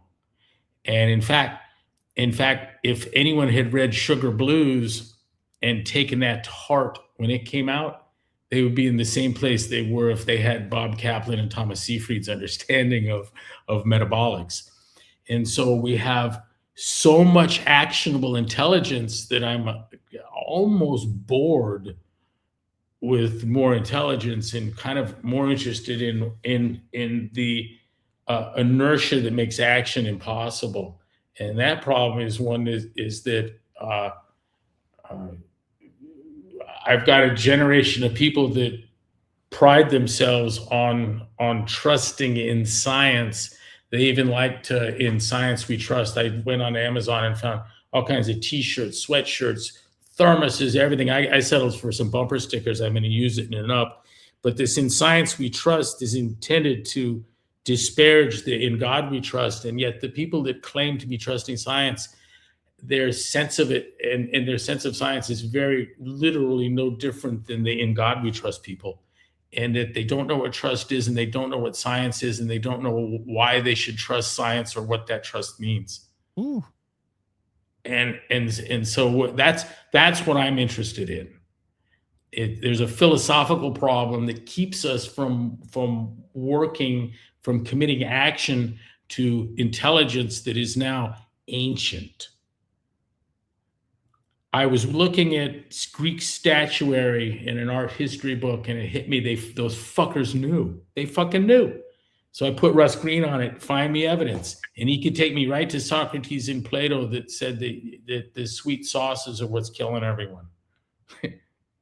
That a man can consume the sweet sauces until he's of no use to himself or anyone else, and no medicine should be spent and no effort spent in his care if he has put himself in a state where he can't care for himself. How do you like that? How's that harsh? Harsh as that sounds, it's what the Health and Human NIH did when they said they were no longer going to treat people over 400 pounds. They took the Socratic view. You did it to yourself. Fuck you.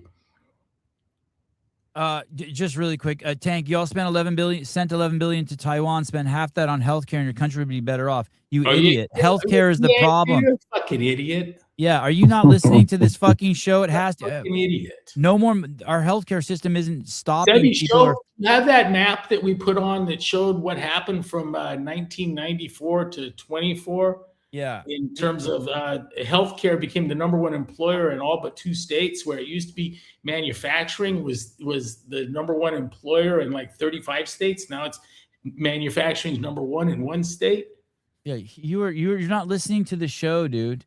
Yeah, you spend the money on instead of Taiwan. I mean, yeah. Oh, yeah. That's easy. That's an easy graph to find. Let's see. Can't believe as I say that, New York Times has me blocked. Hey, if I can find them. What was it, Greg? The CrossFit trainer is a swim coach. You would never need a lifeguard if you had a swim coach. Right. So CrossFit trainers are the providers. Nothing's changed there. Tank, you sound like a true Canadian. Spend more money, give more money to the government so that they can help. Give more money to the healthcare providers. Stay in Canada, buddy. We have subverted diverted, subsumed enough of GDP towards healthcare that it just has a crippling effect, and it coincides with the first decline in life expectancy in 200 years. And your solution is spend more money. That makes you the perfect liberal, and you'd spend more money on you'd increase the SNAP payments, and you'd increase contribution to the homeless, and you'd free our jails. And we understand. I understand your position better than you do. Hey, thank you, caller. I invited sir. Nick Horowitz on the show, by the way, just now. Okay. Hey, this guy's account is fun. I wonder if you'll find it fun or I'm going to boring. run to the back door and let someone in. Can I have a 30-second break? Yeah, 60 please take a 30-second break. Cancer is very preventable. It's just that we're doing everything we possibly can to induce it. We published one of the first ever papers linking that the higher your blood sugar, the faster the tumor grows. The lower the blood sugar, the slower the tumor grows. Undeniable. From a normal cell to a cancer cell doesn't happen overnight. All we have to know with cancer is, how are they growing so rapidly? Why are they going out of control? How come it's so hard to kill them? A solution to the cancer problem without toxicity is to simultaneously restrict the two fuels, glucose, which is already in our bloodstream from the food we eat, and the amino acid glutamine. If we stopped eating and we took a low carbohydrate diet and just did water only fasting, we would get into nutritional ketosis. The tumor cells have a bad mitochondria. They're dependent on glucose and glutamine. We can replace glucose and glutamine with ketone bodies. So we selectively marginalize these tumor cells slowly over time. They slowly start to die, the blood vessels disappear, and the body comes in and dissolves them. Tank, I know that I took that out of context, by the way. You play this crazy word fuckery that you use just to suit yourself when you want to talk about it, like referencing Venezuela as a sovereign country. Like you go in at, you'll use the globalist view, the World Economic Forum, the United Nations, the World Health Organization view when it suits you. When it suits you, yeah, Venezuela is a sovereign country. But when it doesn't suit you, you're like, you go back out, you try to go back out to the big picture. You usually fail. But your thing is you go back and forth using word fuckery just to suit your agenda and your arguments. And you're fucking off. You're so off base, and everyone sees through you. The only person your chat is the museum quality specimen of someone who's just absolutely by any means will defend what's going on between your ears. I get it.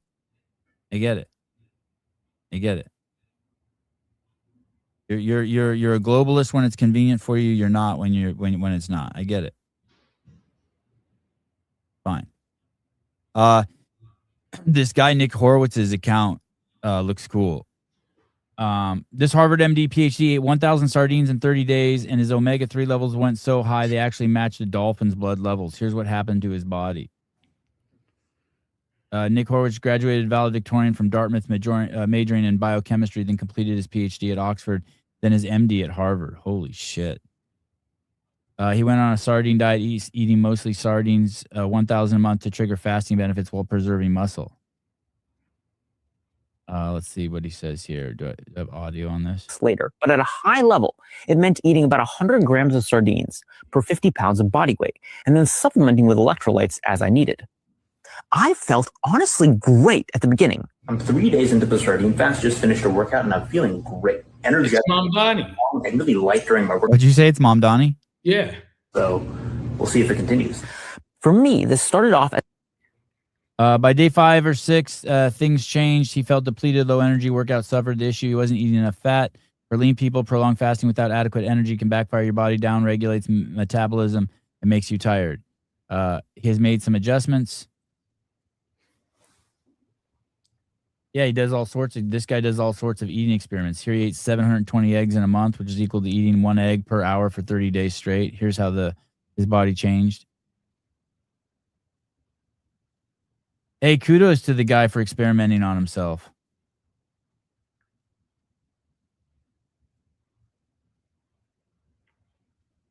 Interesting. All right. The Oreo one looks good. Harvard MD PhD did a 5-month experiment comparing Oreo cookies to statins for his high cholesterol. Here's exactly what happened to his body.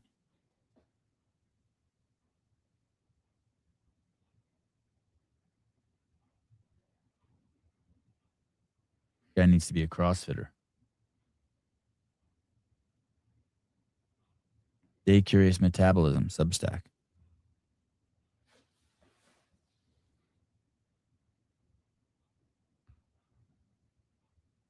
All right, thank you. Thank you. What's your weather like there today? It's gray here. I don't see the sun yet, but supposedly it's done raining. I mean, it has been wet here. It's been awesome. Yeah, it looks like we got sun the rest of the week, next 7 days. You been over to my house? I haven't. I should go over there, take a look. Go look too. The grass is probably growing like crazy. My backyard, I mean, with a week of rain, I mean, everything's growing like crazy. There's stuff, mushrooms and just grass and shit everywhere. We've been getting rain here. What's the longest it'll rain there? Will it rain for an hour there? Yeah. Oh, yeah. We've had rain overnight, but it's not high volume. It's drizzle, you know. And then there's monsoon. I mean, it's not a lot, or often. That's the thing. Oh, this is your forecast for Scottsdale. 58, 63, 69, 71, 69, 71, 71, 75. Within 8 days, you'll be back up to perfect. That's crazy. I don't mind it right here. I'll do that. I don't mind a sweatshirt or t-shirt in the morning. Every afternoon we can ride bikes in t-shirts. Yeah, that's nice. And we get in the pool every day. In fact, the baby's in the pool now. All right, sir. Thank you. Thank you, everyone. All right, thank you. Bye, bud. Bye. I was just telling someone the other day, we was having a conversation, and I was like, man, I would never be able to think like this if I hadn't met Greg, and he hadn't unfucked my thinking.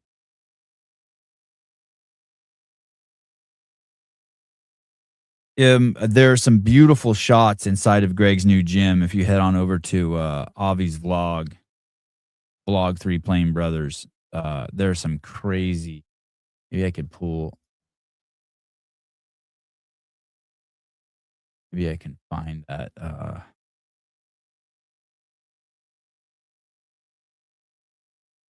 Some images for you. Let me see if I can find some images. His gym is absolutely beautiful. God, it films so well. I hope he'll let us throw an event there. Let me see if I can find some footage of inside his. Oh, here it is. And this doesn't, to be honest, this doesn't even do it justice. It's even that's the inside of his gym. That's a full length basketball court. Yeah, that was the picture right there.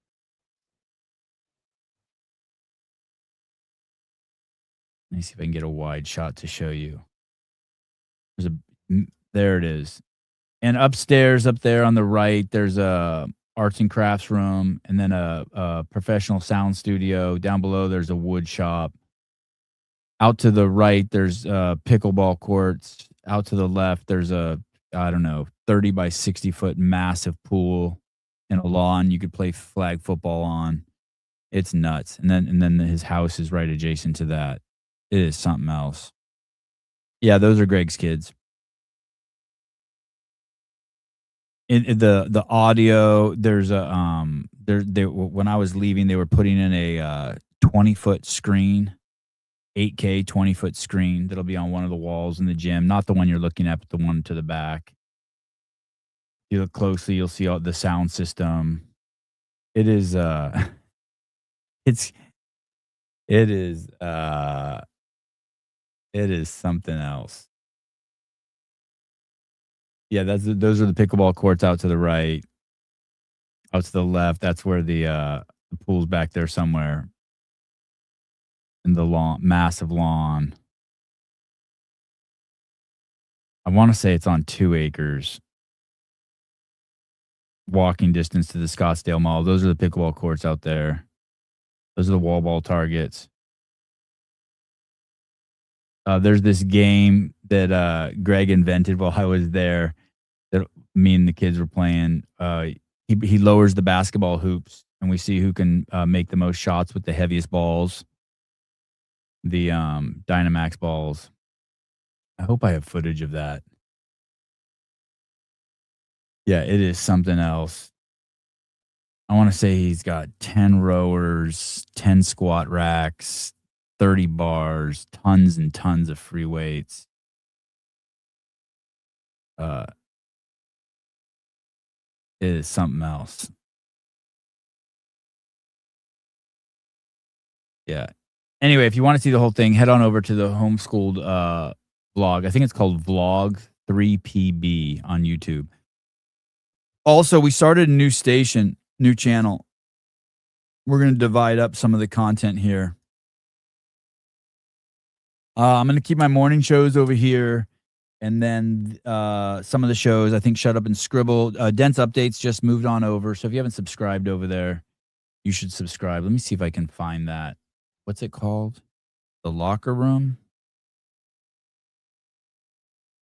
Oh. No, CF Network channel. There it is.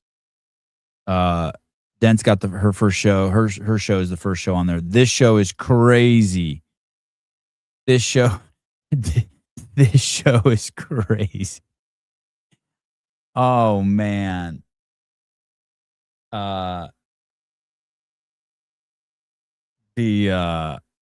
CBG guy. Oh, thank you, Mr. Ramirez. Thank you. Fundage for the new show.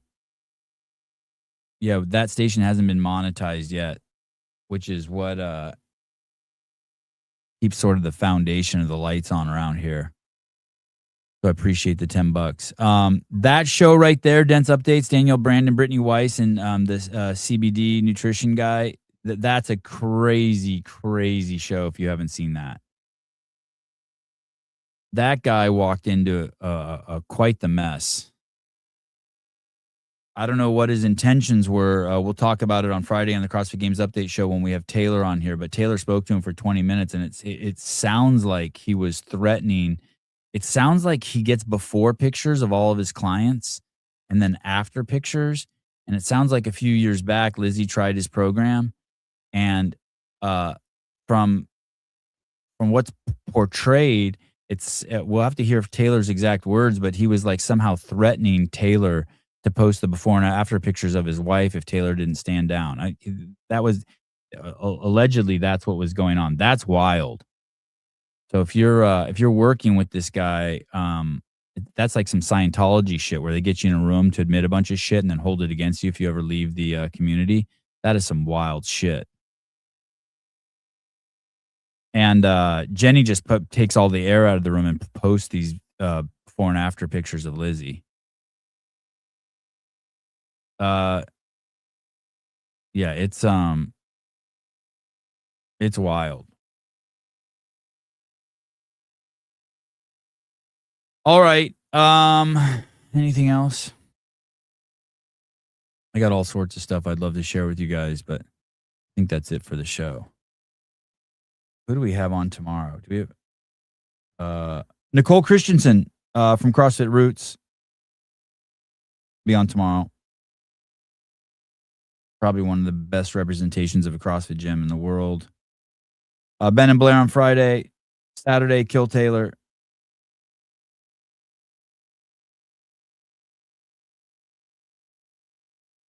So tomorrow morning show, I need to find out the plan from Souza.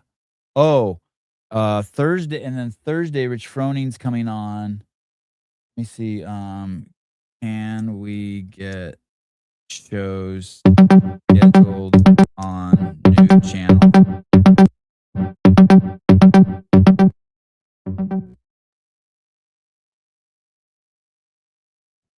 Fixed it.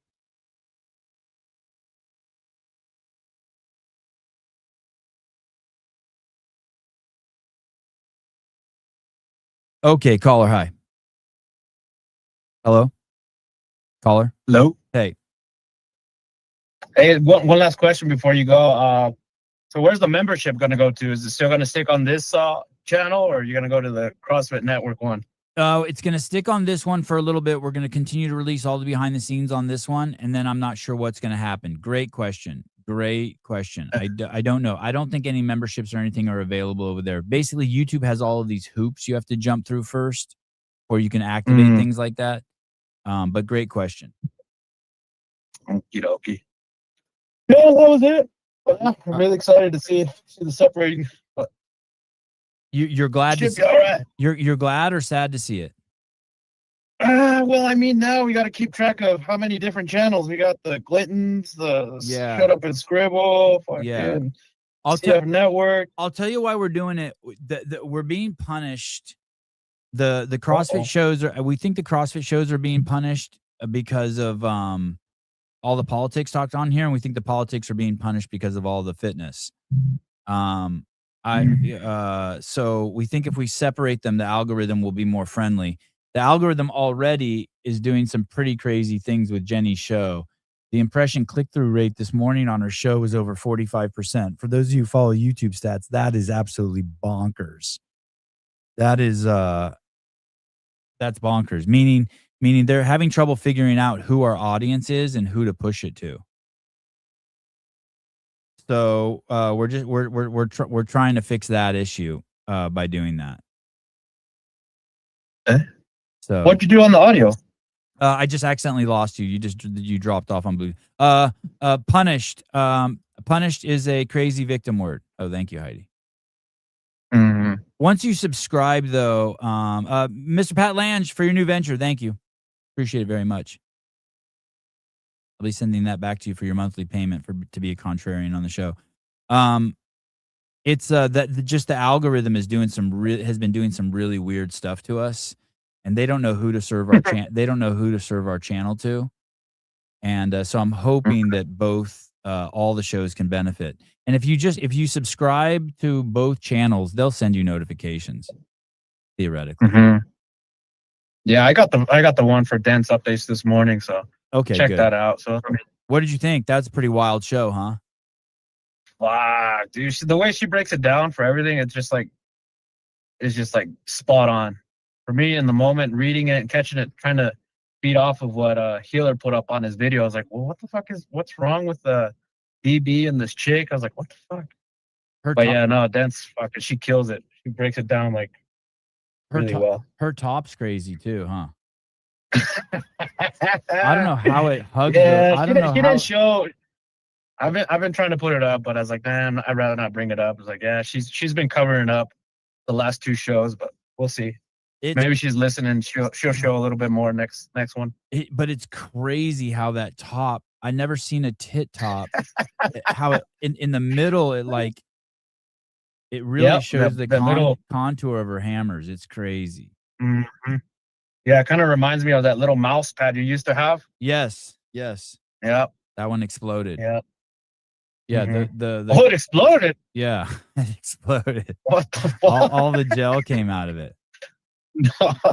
Will Hobart have a show on the new channel? Yes, absolutely. Oh, okay. No, yeah, that was just my question about the memberships. But I guess, yeah. Okay, I'll keep you posted. Yeah, thank you for asking. What are you doing today? You working right now? Yeah, I just rolled up on a pad, a location. I got to fix some oil automation stuff. You do windmills? No, oil. Oh, okay, oil. Like what are those things called? Jackhammer? Wellheads. Yeah, what are those things called? There's a word for them. Those things that go up. Pump jacks. You work on pump jacks? Pump jacks. Yep. Yeah, those. We have some of those. We have gas lift injected wells too. So. Hey, has it been miserable the last week because of the rain? Is everything just muddy as shit? I'm actually here in Colorado, bro, and it's fucking amazing. Oh, and there's no telling that we're in January or it's hot as fuck, dude. Oh, okay. All right, good. Yeah, I love it. It's good. Staying busy. All right, cool, man. Thanks for calling. Awesome. You have a good one. We'll talk later. Bye. Just subscribe to CF Network. There you go. Where will the behind the scenes be? It will be on this channel to start with. Matter of fact, I'll go watch episode 4 now and release that today. It's long overdue. All right. Thank you, everybody. You guys want to finish with one story about the Democrats? You want to see just some crazy. For the MMA fans, there we go. Rear Naked takes on the Glintons channel starting this Saturday. That's awesome. You know you can stream to both channels. Let's do one stupid Democrats story. This one's absolutely fucking amazing. Our African brethren are being fucking just absolutely used and treated like dogs once again by the left. Here we go. Faith leaders gathered with community members outside of Trump Tower this morning to protest property tax hikes. They're calling those hikes a modern-day land grab that's devastating the west and south side. They met at Trump Tower because they say that building's property taxes were reduced, while people living in West Garfield Park in North Lawndale saw their taxes go up as high as 133%. So these people are upset because the taxes in Chicago are on Trump's building are going down, while the taxes in Cook County are going up. Cook County is the largest county in the United States of America with over 5 million residents. Listen to what they say here. They are condemning the Cook County assessor and the Board of Review for what they call targeted property tax hikes on poor and working class families. Faith leaders say this is a moral crisis, not just a financial problem, and they will not back down. Because for those of us in places like West Garfield Park with 133% increase, Lawndale with a 99% increase, Inglewood with an 80% increase, and a 39% reduction for Donald Trump. And so clearly, Donald Trump gets the tax break, and on the west side, we get the tax bill. Okay, so they're saying the property tax is going down for Donald Trump and up for them, right? Well, you should know that Cook County is 70% Democrat. Everyone there who helps run that area, Cook County, all those people, Democrats. They voted to raise the property tax, to do a reassessment on all the property values. Do you know why Donald Trump's tax went down? Not because of the change in the law, but because the valuation of the buildings in Chicago are absolutely fucking plummeting because of the way their Democrats are running the city. So the valuation of his building fucking plummets. All the buildings are plummeting. There's real concern. Someone massive just moved out of JP Morgan or Chevron, or someone massive just moved out of Chicago. And so they have buildings there. They have $500 million buildings there that are selling for $50 million. So they vote in these Democrats that raise their property taxes, cause a reevaluation of all the fucking properties in greater Chicago, and then blame Trump because his property tax went down.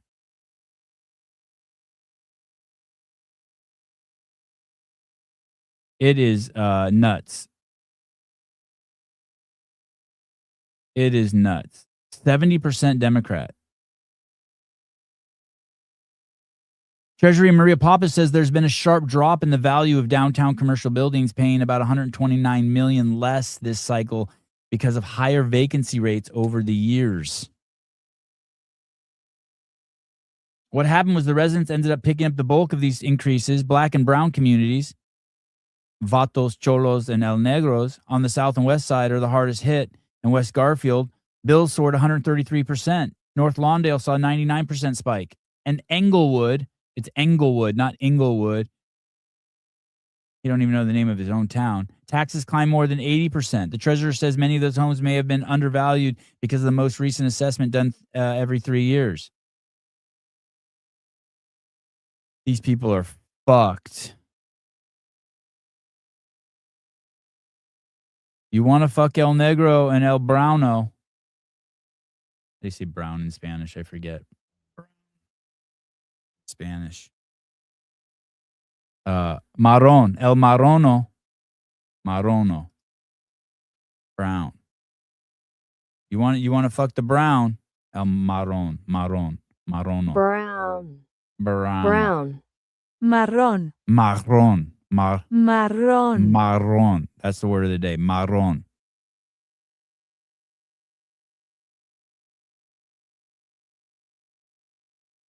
It's not a tax break to building owners. The implications of the article, they're saying that their taxes are based on their vacancy. Well, everyone's leaving Chicago, all the blue cities.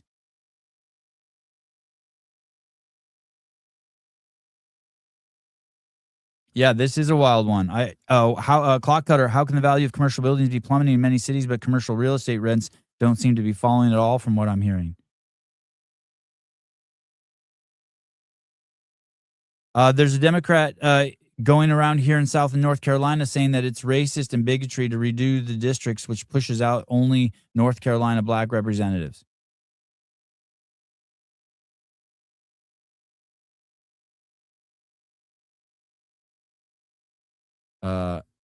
Just a thought, it may not be politics per se driving some CrossFit people away. Far more likely it's Pat's tedious nonsense and your indulgence of it would be my first take. Are you kidding me? You want me to take Pat off the payroll? Never.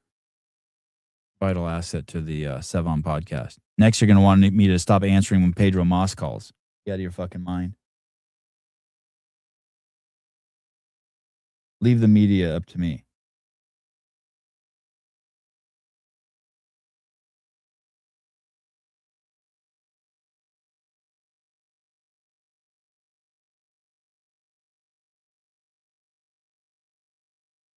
Oh boy.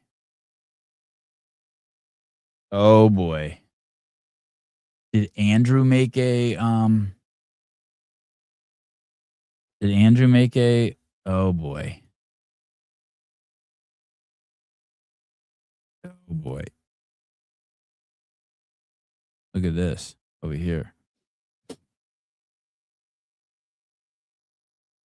Which at the end is going to take up the majority of the video in the first. I've got 5 things that I want to talk about today, one of which at the end is going to take up the majority of the video, and the first of which is going to be Danielle Brandon. Just real quick, Danielle put up some of my text messages with her the other day. I never once said I hated Brittany Weiss. Don't put words in my mouth. I respond, it's a figure of speech, obviously, because if you watch 143 times, it wasn't a million. Everyone blames it on the chest, but it's also partially dire. Leave these old ladies alone. Well, a lot of that depends on how you're wired, though. So I know Hiller, and I consider him a friend. And would he consider you a friend? Yeah, he would. That guy's eyebrows are more fucked up than mine. I think he. Look at that. What's up with that dude? He's got just a. I would recommend that dude go like this and connect that bottom. See his right eyebrow?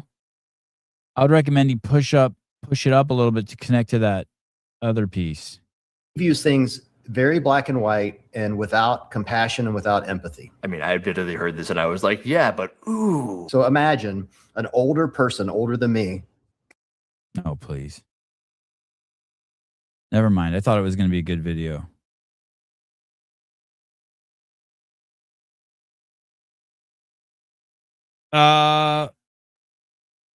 Please stop taking Pedro's calls. I literally turn it off every time. I just turn it louder.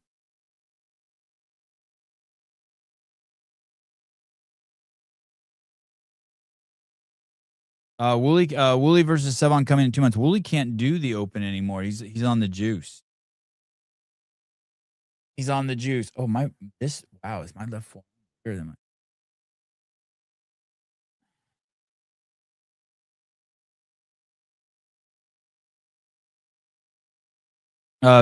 Tank, you're gonna really like the dividing of the channels. It's for you, buddy. You don't have to deal with any of this CrossFit nonsense anymore.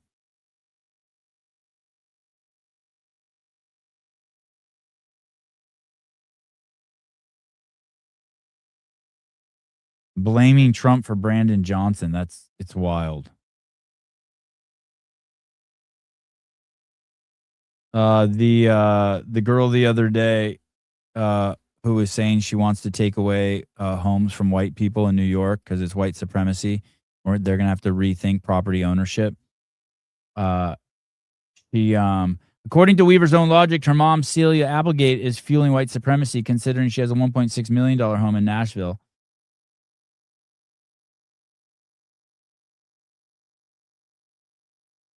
Wild. Hello, my pronouns are insane. I make rules for you, not for me. She thinks property should be a collective good. The other lady, DaCosta, that he appointed to his cabinet, recently one of her tweets was released, and she said black people need to suffer, or white people need to suffer. White people need to feel the pain and suffer.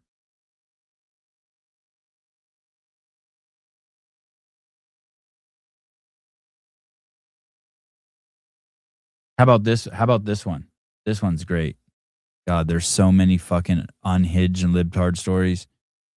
University of California, Davis, just up the road from me about 100 miles, has received approximately $1.76 billion of your tax dollars since 2023. Your money has been paying this professor, Gemma DeCristo, it's a man, for 2 years to sit at home on their ass, receiving nearly $10K a month. He publicly called for Jewish reporters and children to be murdered. Their HR department assured me that the professor was no longer receiving a paycheck. He is still receiving a paycheck. Thank God for patriots like Beth Bourne. This black dude right here gets $10,000 a month for the last 2 years to do nothing. It was suspended. It was told to stay at home after the remarks, but still gets paid. Still gets paid. Still on the campus directory. University of California. Education from Vassar, major in English and African Studies, PhD. PhD in African Studies. That's funny. Went to University of Santa Cruz. Jeez. History of Consciousness. Dissertation on Blackness and Writing of Sound and Modernity.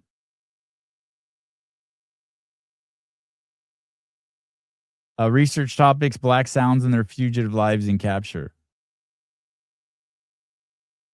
Crazy.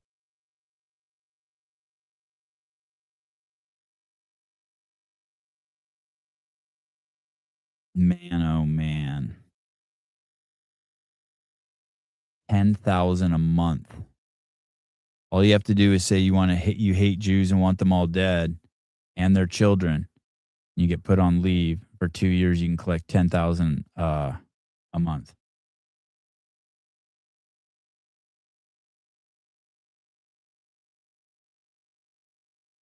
Here's another great one, an oldie but goodie from 2002. Dr. Jill Health and Biden, Human Services Secretary Xavier Becerra, during a visit this afternoon to the University of Minnesota. Biden highlighted major investments in child care through the American Rescue Plan, billions of dollars in. That's Tim Walz. That's Tim Walz. She went there in 2002 and was celebrating the fact that we're giving oldie but goodie from 2002. Jill Biden. Whoa. Giving money to Minnesota for child daycare centers. Biden was in on it. Caller, hi. Hello. Hey, Savon. How's it going, bud? Amazing. Good. It's your boy. I have a lot of boys. Which boy? Craig. Oh, Tank. What's I just up? wanted to say hi to Heidi. You know what? I bet you've had more dick than a full of Richards. I've had more dick than a what full of Richards? An encyclopedia full of Richards. It's good. I like it. Solid. I mean, she's thirsty, dude. She is as thirsty as I don't. Man, is she fucking thirsty, that chick. Hey, is Maduro getting taken down going to affect your ability to get weed in Canada? Are you in a panic? I know we got a good supply out here. I don't. You think I smoke so much pot, man? I smoke pot like twice a week. Just The when big deal. How much do you drink? just when you're awake, you smoke it just when you're awake. Yeah, like twice a week. And hey, dude, It's not a big deal. How much do you drink? and by the way, you're not awake twice a week. You've never been awake in your life. Okay, yeah, you're right, Savon. You're right. I just keep on loving on your orange man. I will. Thank you. So what do you want to talk about? You're why don't you say some things live now and we'll have a chat? You called into the show, buddy. You bring up the topic, and we've talked about how much dick I get, and the fact that you're a bumbling idiot with I'm the talking consciousness about of a snail. you, not you, Savon. Not you, Savon. I was talking about Heidi. Oh, so tell me, you don't like what Trump did to Maduro? Well, no. Why would I like that? He's a different country, man. How many people would he need to torture? How many people would he need to torture and kill before you think it's okay to go get him? He can want. It's his own country, dude.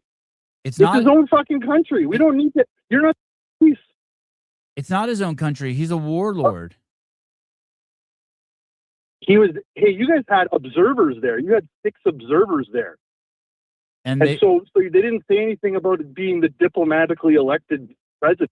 You're barking up the wrong tree here, man. You guys are, and then you're $1 billion to Taiwan. There's money going all over except for into its own country, and I wasn't talking about the fucking health care. I was talking food supply and how terrible yours and my food supply is. Spend the money, get us healthy. Worry about Americans. Worry about Canadians. Stop fucking around the goddamn world and start concentrating at home. That was what Trump ran on, right? I think the case has been made that taking Maduro out does help us. It gets us more oil. It gets the Chinese out of infiltrating our country. Yeah. It reduces drug flow into the country. It gives us access to our businesses access to their minerals and to their oil. I think he has made the case that it makes our country better. Okay, so let's break this down a little bit. If you have 3 minutes and can handle it, they only produce barrels a day. That's maximum capacity. Trump said today that he's going to take 30 million barrels of oil. The U.S. uses 28 million a day. Tell me how spending billions and billions of dollars, having all of your, 20, 15% of your Navy out in an ocean for over a year, actually, look at the numbers. It doesn't work out, man. But you've already heard the whole plan. First of all, it helps in 3 different areas, which I just mentioned. And then second of all, it's going to allow other oil manufacturing companies to now get in there legitimately and start having the country produce more oil. And who does that benefit? The United States and the Venezuelan people.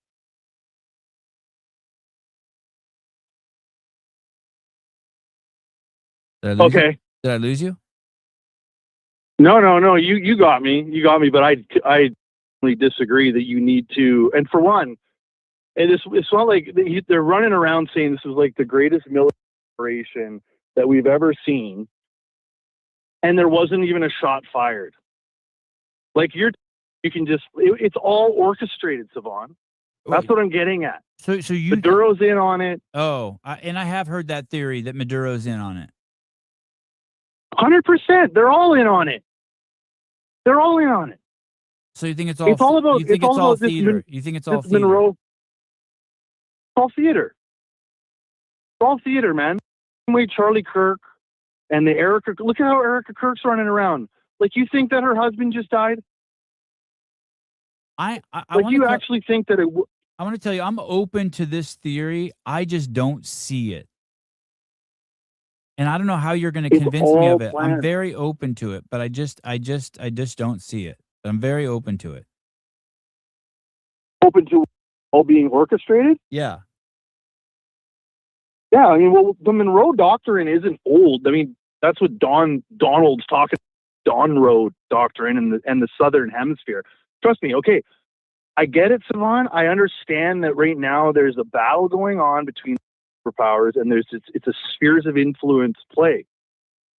But I've almost come to terms now where I think Putin, I think Trump, I think Netanyahu, I think they're all in on it. Fortunately, we're just collateral damage, and we have to deal with it.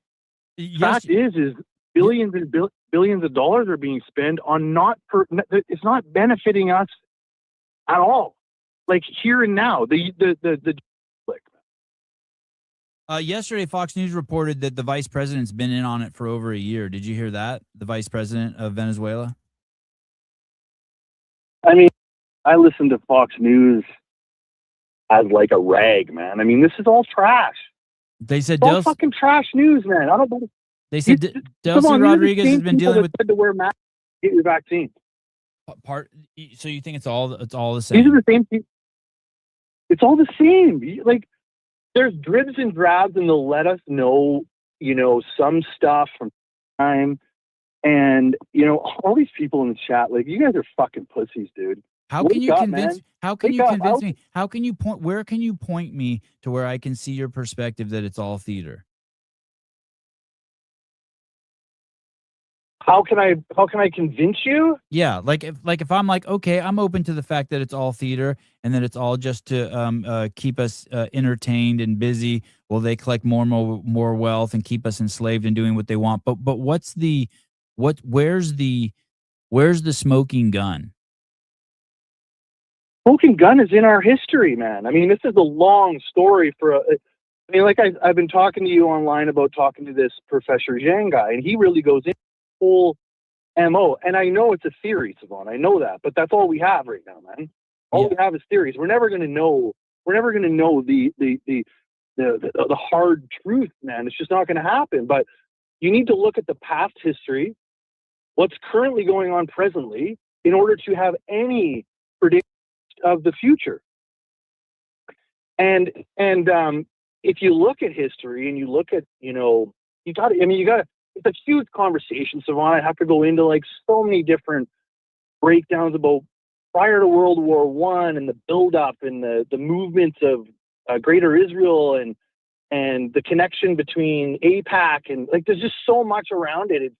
They've built essentially a story, a narrative that they can manipulate if they need to, if things get a little off the track.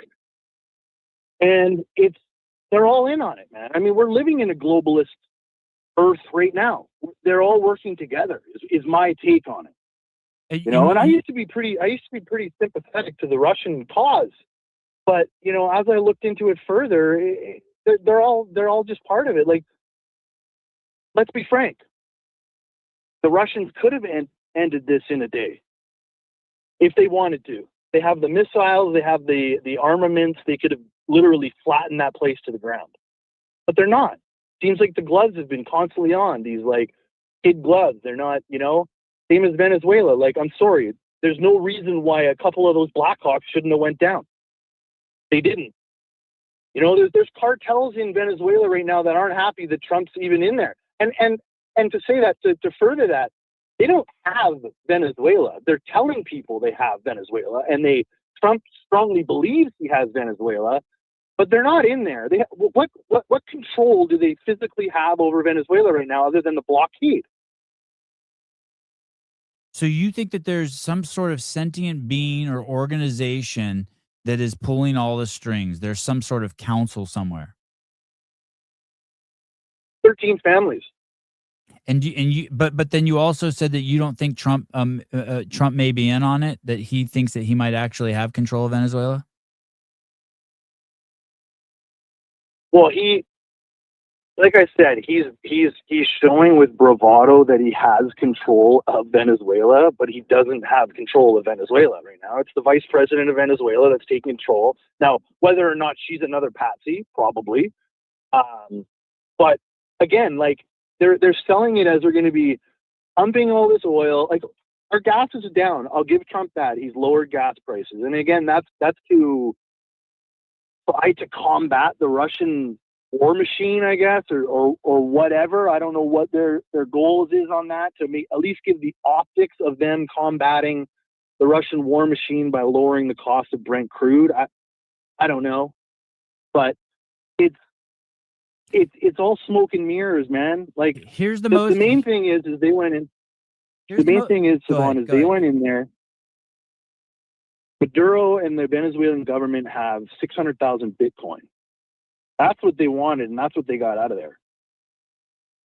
Now, I personally think Bitcoin is the same thing as an NFT. It's not worth it fuck all, because there's nothing physical there. Call me like old school or conservative or whatever. There's nothing physical there. So really, what do you have? You can't buy anything with it now. But they went in there and took the 600,000, the fourth most in the world. And that's, there's their payday.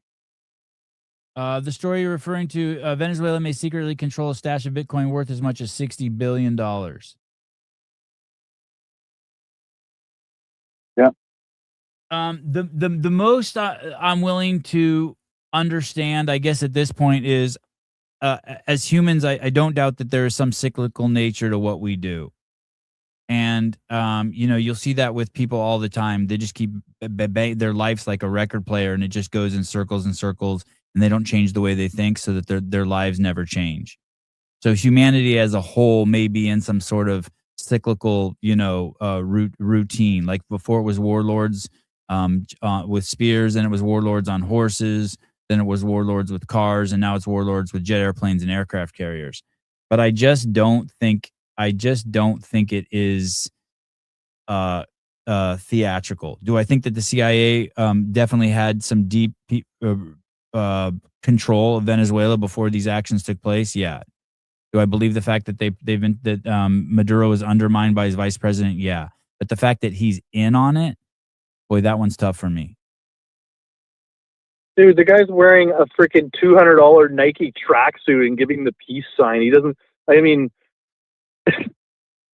really? Like, if this is a criminal warlord, I'm sorry, but shouldn't he be dead? What's holding him doing anything other than parading him around New York like we're in a fucking episode of The Dark Knight? It's just such a joke, man. Everything's out there. How do you parade a guy around New York City like that? A president of another country. That's okay with you? Yeah, I don't view him as a president It's of a a country. circus, man. I don't view him as a president of a country. Okay, I'll take that away from him. I view Why him. do you parade him around the city of New York City? Because you're trying to piss off the Venezuelans. They're trying to create a civil war the same way they just did in Iran right now. You don't think the vast majority of You think- Venezuelans are happy that Maduro's gone? You think that that's just not true? I think it's about 50-50. I think there's a lot of people there that know Machado, this Nobel Peace Prize fucking joke of a winner, who lives with their fucking parents. Like this is what we're talking about here. How can I take any of this shit seriously? Yeah, Trust me, my country is cooked too. I know in the chat they're chirping me about being Canadian. I get it. My country's so fucked, dude. We are the dumpster of the world. I get it. Zelensky before meeting Trump, he stops here, he gets $2.5 billion. The fart in the wind, man. My country is so cooked. Trust me. I know you guys. Okay? I want a lot of things to change here too. I want fucking extreme remigration. Get these people the hell out of here. I was asked yesterday from a friend of mine that if you were prime minister, what's the first thing you do? And I said, I'd close all the airports. And he said, well, why would you do that? I said, well, because I'd fill every single plane with the 7 million people that came here since COVID, and I'd fly their fucking asses back home. That's what needs to happen, man. What are we doing here? So what do you think? Do you think that there's a solution? A solution to what? Why not just accept what's happening and make the best of what you can with what you have? I make the best of my life. This research it's on me. I enjoy it. Like Professor Yang, I've been taking his lectures. I've done now 2 of them. It's very interesting to me, man. Okay. I'm one guy. I know I'm one guy. I'm just one guy. Fuck. My parents complained about politics. I complained about politics. It's no different. Yeah, now it's a lot more polarizing. Yeah. So, it's just a lot more polarizing right now. Trump is he's a character in the game. He definitely, but these guys are all actors. Do you think? Like, look at Trudeau. Do you He think was an actor? You think Trump's a disruptor, or you think that like theys let him on the stage, or he got on the stage and they're just figuring out how to deal with him? Well, who's the they? I don't know. The whoever's running the Shakespearean theatrics. This big picture that you think is just all theater. You think Trump's one of the actors who's part of the union, or you think he's a disruptor? I like to think of him as a disruptor. Oh, he's a disruptor for sure, but he's definitely like he's not like he's definitely the most highlighted guy on planet Earth right now, but he's not part of the families. Yeah, and so he's still a plebe. What's that? What's a plebe? He's a token. He just happens. We're pawns. He just happens to be a rook. That's about it. Right? The king and queens and the elites are way above his ass, man. Do you think he knows that? He doesn't think that. He thinks he's the tits. Yeah. But no, he doesn't know that. I mean, he knows people above him are pulling the strings for sure. And it's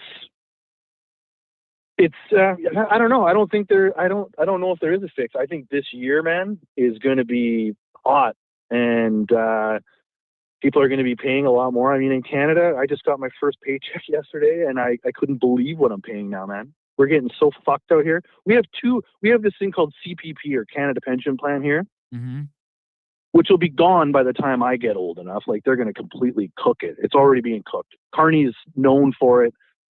He does the same thing as Ghislaine Maxwell's dad did before he died. He died with like almost $1 billion in people's pension money, right? And Carney's going to do the same. He's completely exploiting Canada. And, we have now 2 lines on my paycheck, a CPP-1 and a CPP-2. It's just fucked, man. I don't know what to tell you. We keep paying more. Middle class gets squeezed. And, everybody else runs. I mean, the bigs keep getting bigger. What do you think about Greenland, Tank?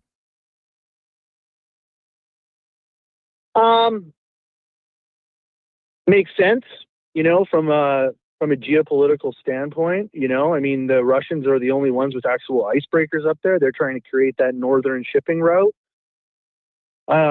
Makes sense geopolitically. I don't know. I don't like anything being done personally, militarily. Like, have some diplomacy. Go talk to the fucking guys in Denmark. Why can't you have a conversation instead of saying we're gonna fucking take Greenland? Blah blah blah. It's like, dude, relax.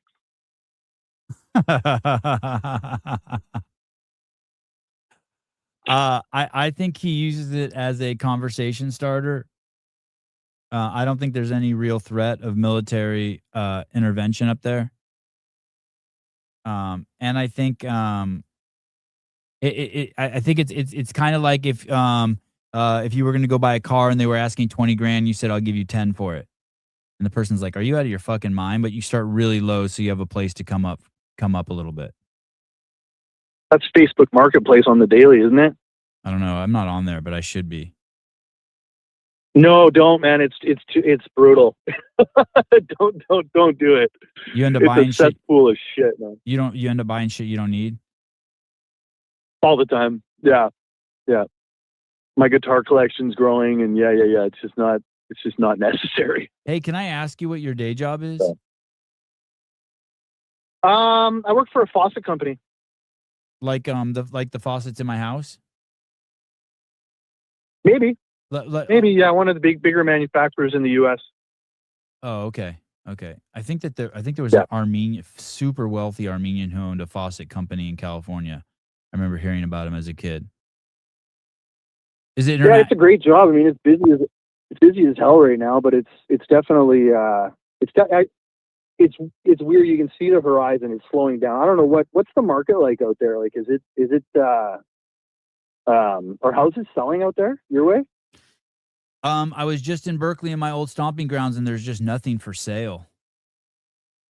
There's just so you're probably sought after, right? Yeah, there's just nothing for sale. Nothing ever looks. What's crazy is financially, the housing market never seems in the areas that I've lived never take a hit. Even during like 2008, 2011, things go fast and slow, but prices never change. Everything's just always skyrocketing.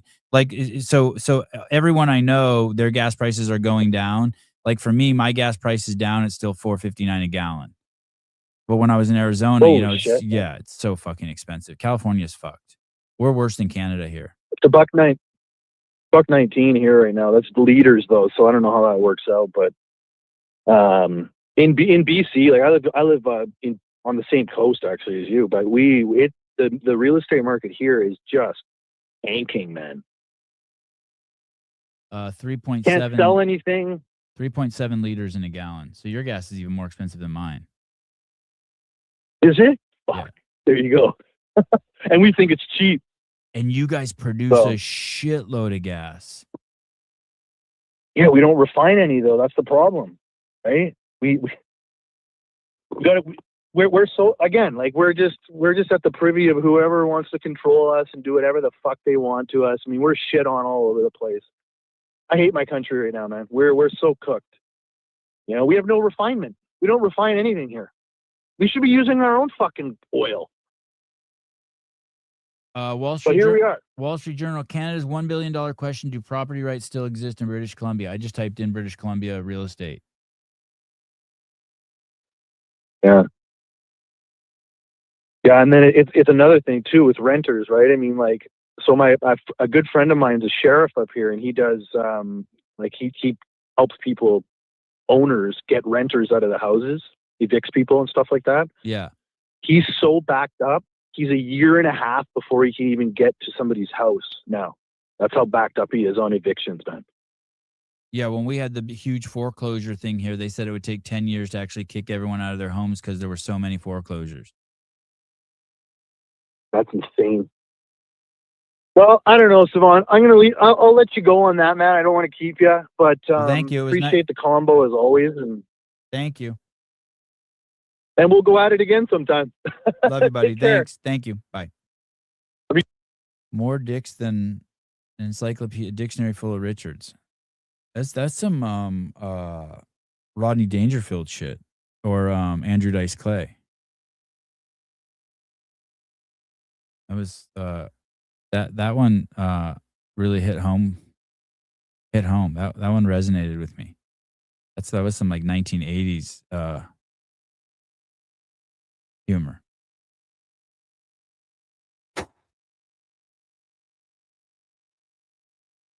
All right.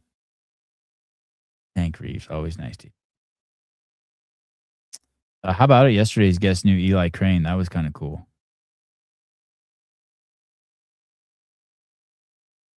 I want white people to feel defeated. DaCosta, Donnie's cabinet member. She got booted already. Place we don't talk about very often, Iceland. Iceland has also fallen. Iceland is turned into a complete shithole also. They are kind of at the forefront of turning their men into women. I don't know if you guys remember the video I showed you guys a while back. The video I showed you a while back where they had that school in Iceland in Reykjavik where they would take the boys and have them brush each other's hair. They would separate the boys from girls and have the boys do girl things and then have the girls do boys things. It is completely fucked over there. And, the recent story I read, their gay pride parade in Reykjavik is larger than the National Independence Day parade. That 30% of the country turns out for the gay pride parade.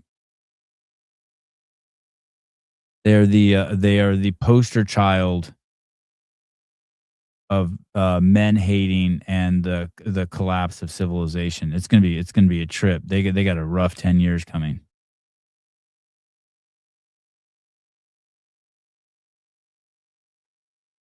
Man caught jacking off in a Planet Fitness. You guys see this one? This is great. Holy shit, this is great. In a woman's bathroom. Sorry. in a woman's bathroom. A young woman was removed from a Planet Fitness location after reporting what she described as inappropriate behavior in. The woman was removed. The woman was removed after she reported a guy jacking off in the bathroom at Planet Fitness. Yeah, again. Yeah, again. A young woman was removed from a Planet Fitness location after reporting what she described as inappropriate behavior inside the women's restroom.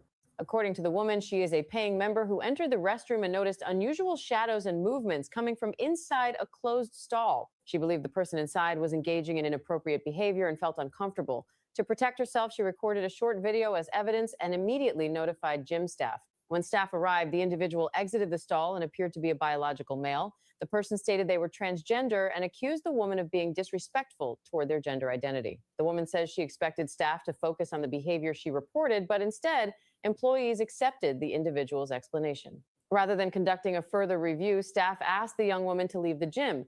She says she was shocked that she was removed, despite being the one who reported the situation. The individual she reported was allowed to remain on the premises. The woman is now considering legal action against the gym, saying her safety concerns were dismissed. Many people saying they may cancel their memberships if similar situations continue to be handled this way. If you were in her position, what would you do? A young woman was This removed video from a is Planet Fitness incredible where location you can after just reporting see him what she jerking described off. as Fucking incredible. Oh, where's he supposed to do it? I at home, I don't know, at home. I'm going to go with at home. I don't think that there's really many places you should be jerking off besides at home. I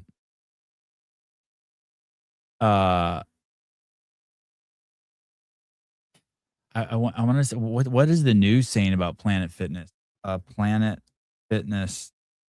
What if you type in Planet Fitness and go to news? What a disaster. Planet Fitness coming to the Arnold in late 2026. Planet Fitness recognized for exceptional customer service. More people are lifting weights. It's changing gym culture. Planet Fitness. New York Times. There's nothing in the news about it. Oh, except if you go to the New York Post. You have to go to the fucking New York Post to find anything that's not positive about Planet Fitness. Everything's positive. Trans gym goer caught masturbating in a women's bathroom at California's Planet Fitness. Oh God, I was so hoping that was gonna be in New York. Disturbing viral video shows I don't know if it's disturbing. Shows the moments a transgender gym goer appears to be masturbating in a stall. You mean a man, a dude, a guy's jacking off. Oh, it's in the Concord location. That's where I grew up, just outside of San Francisco. It's about 30 or 40 miles outside of San Fran, due east. Footage exploded over the weekend. It showed the shadow of an unidentified male person appearing to perform the sex act on themselves. You should not be stroking your shit in the women's bathroom, Huston said in a TikTok video posted late Sunday. The young woman alerted the front desk staff at the time, but the employees didn't know how to handle the situation. Her boyfriend eventually stepped in to confront the trans gym goer. I was really just uncomfortable, and honestly, I kind of just wanted to say my piece and get the fuck out of there. Looking back, I do have regrets. Like I should have done more. I should have called the cops, she said. Oh, that's her? Well, she got what she deserved. Jesus Christ, you punched 2 holes in your manifold? Hey, that's a different image than the other video showed. A different girl.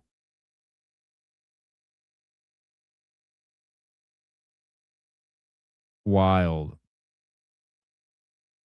What's Planet Fitness saying about it?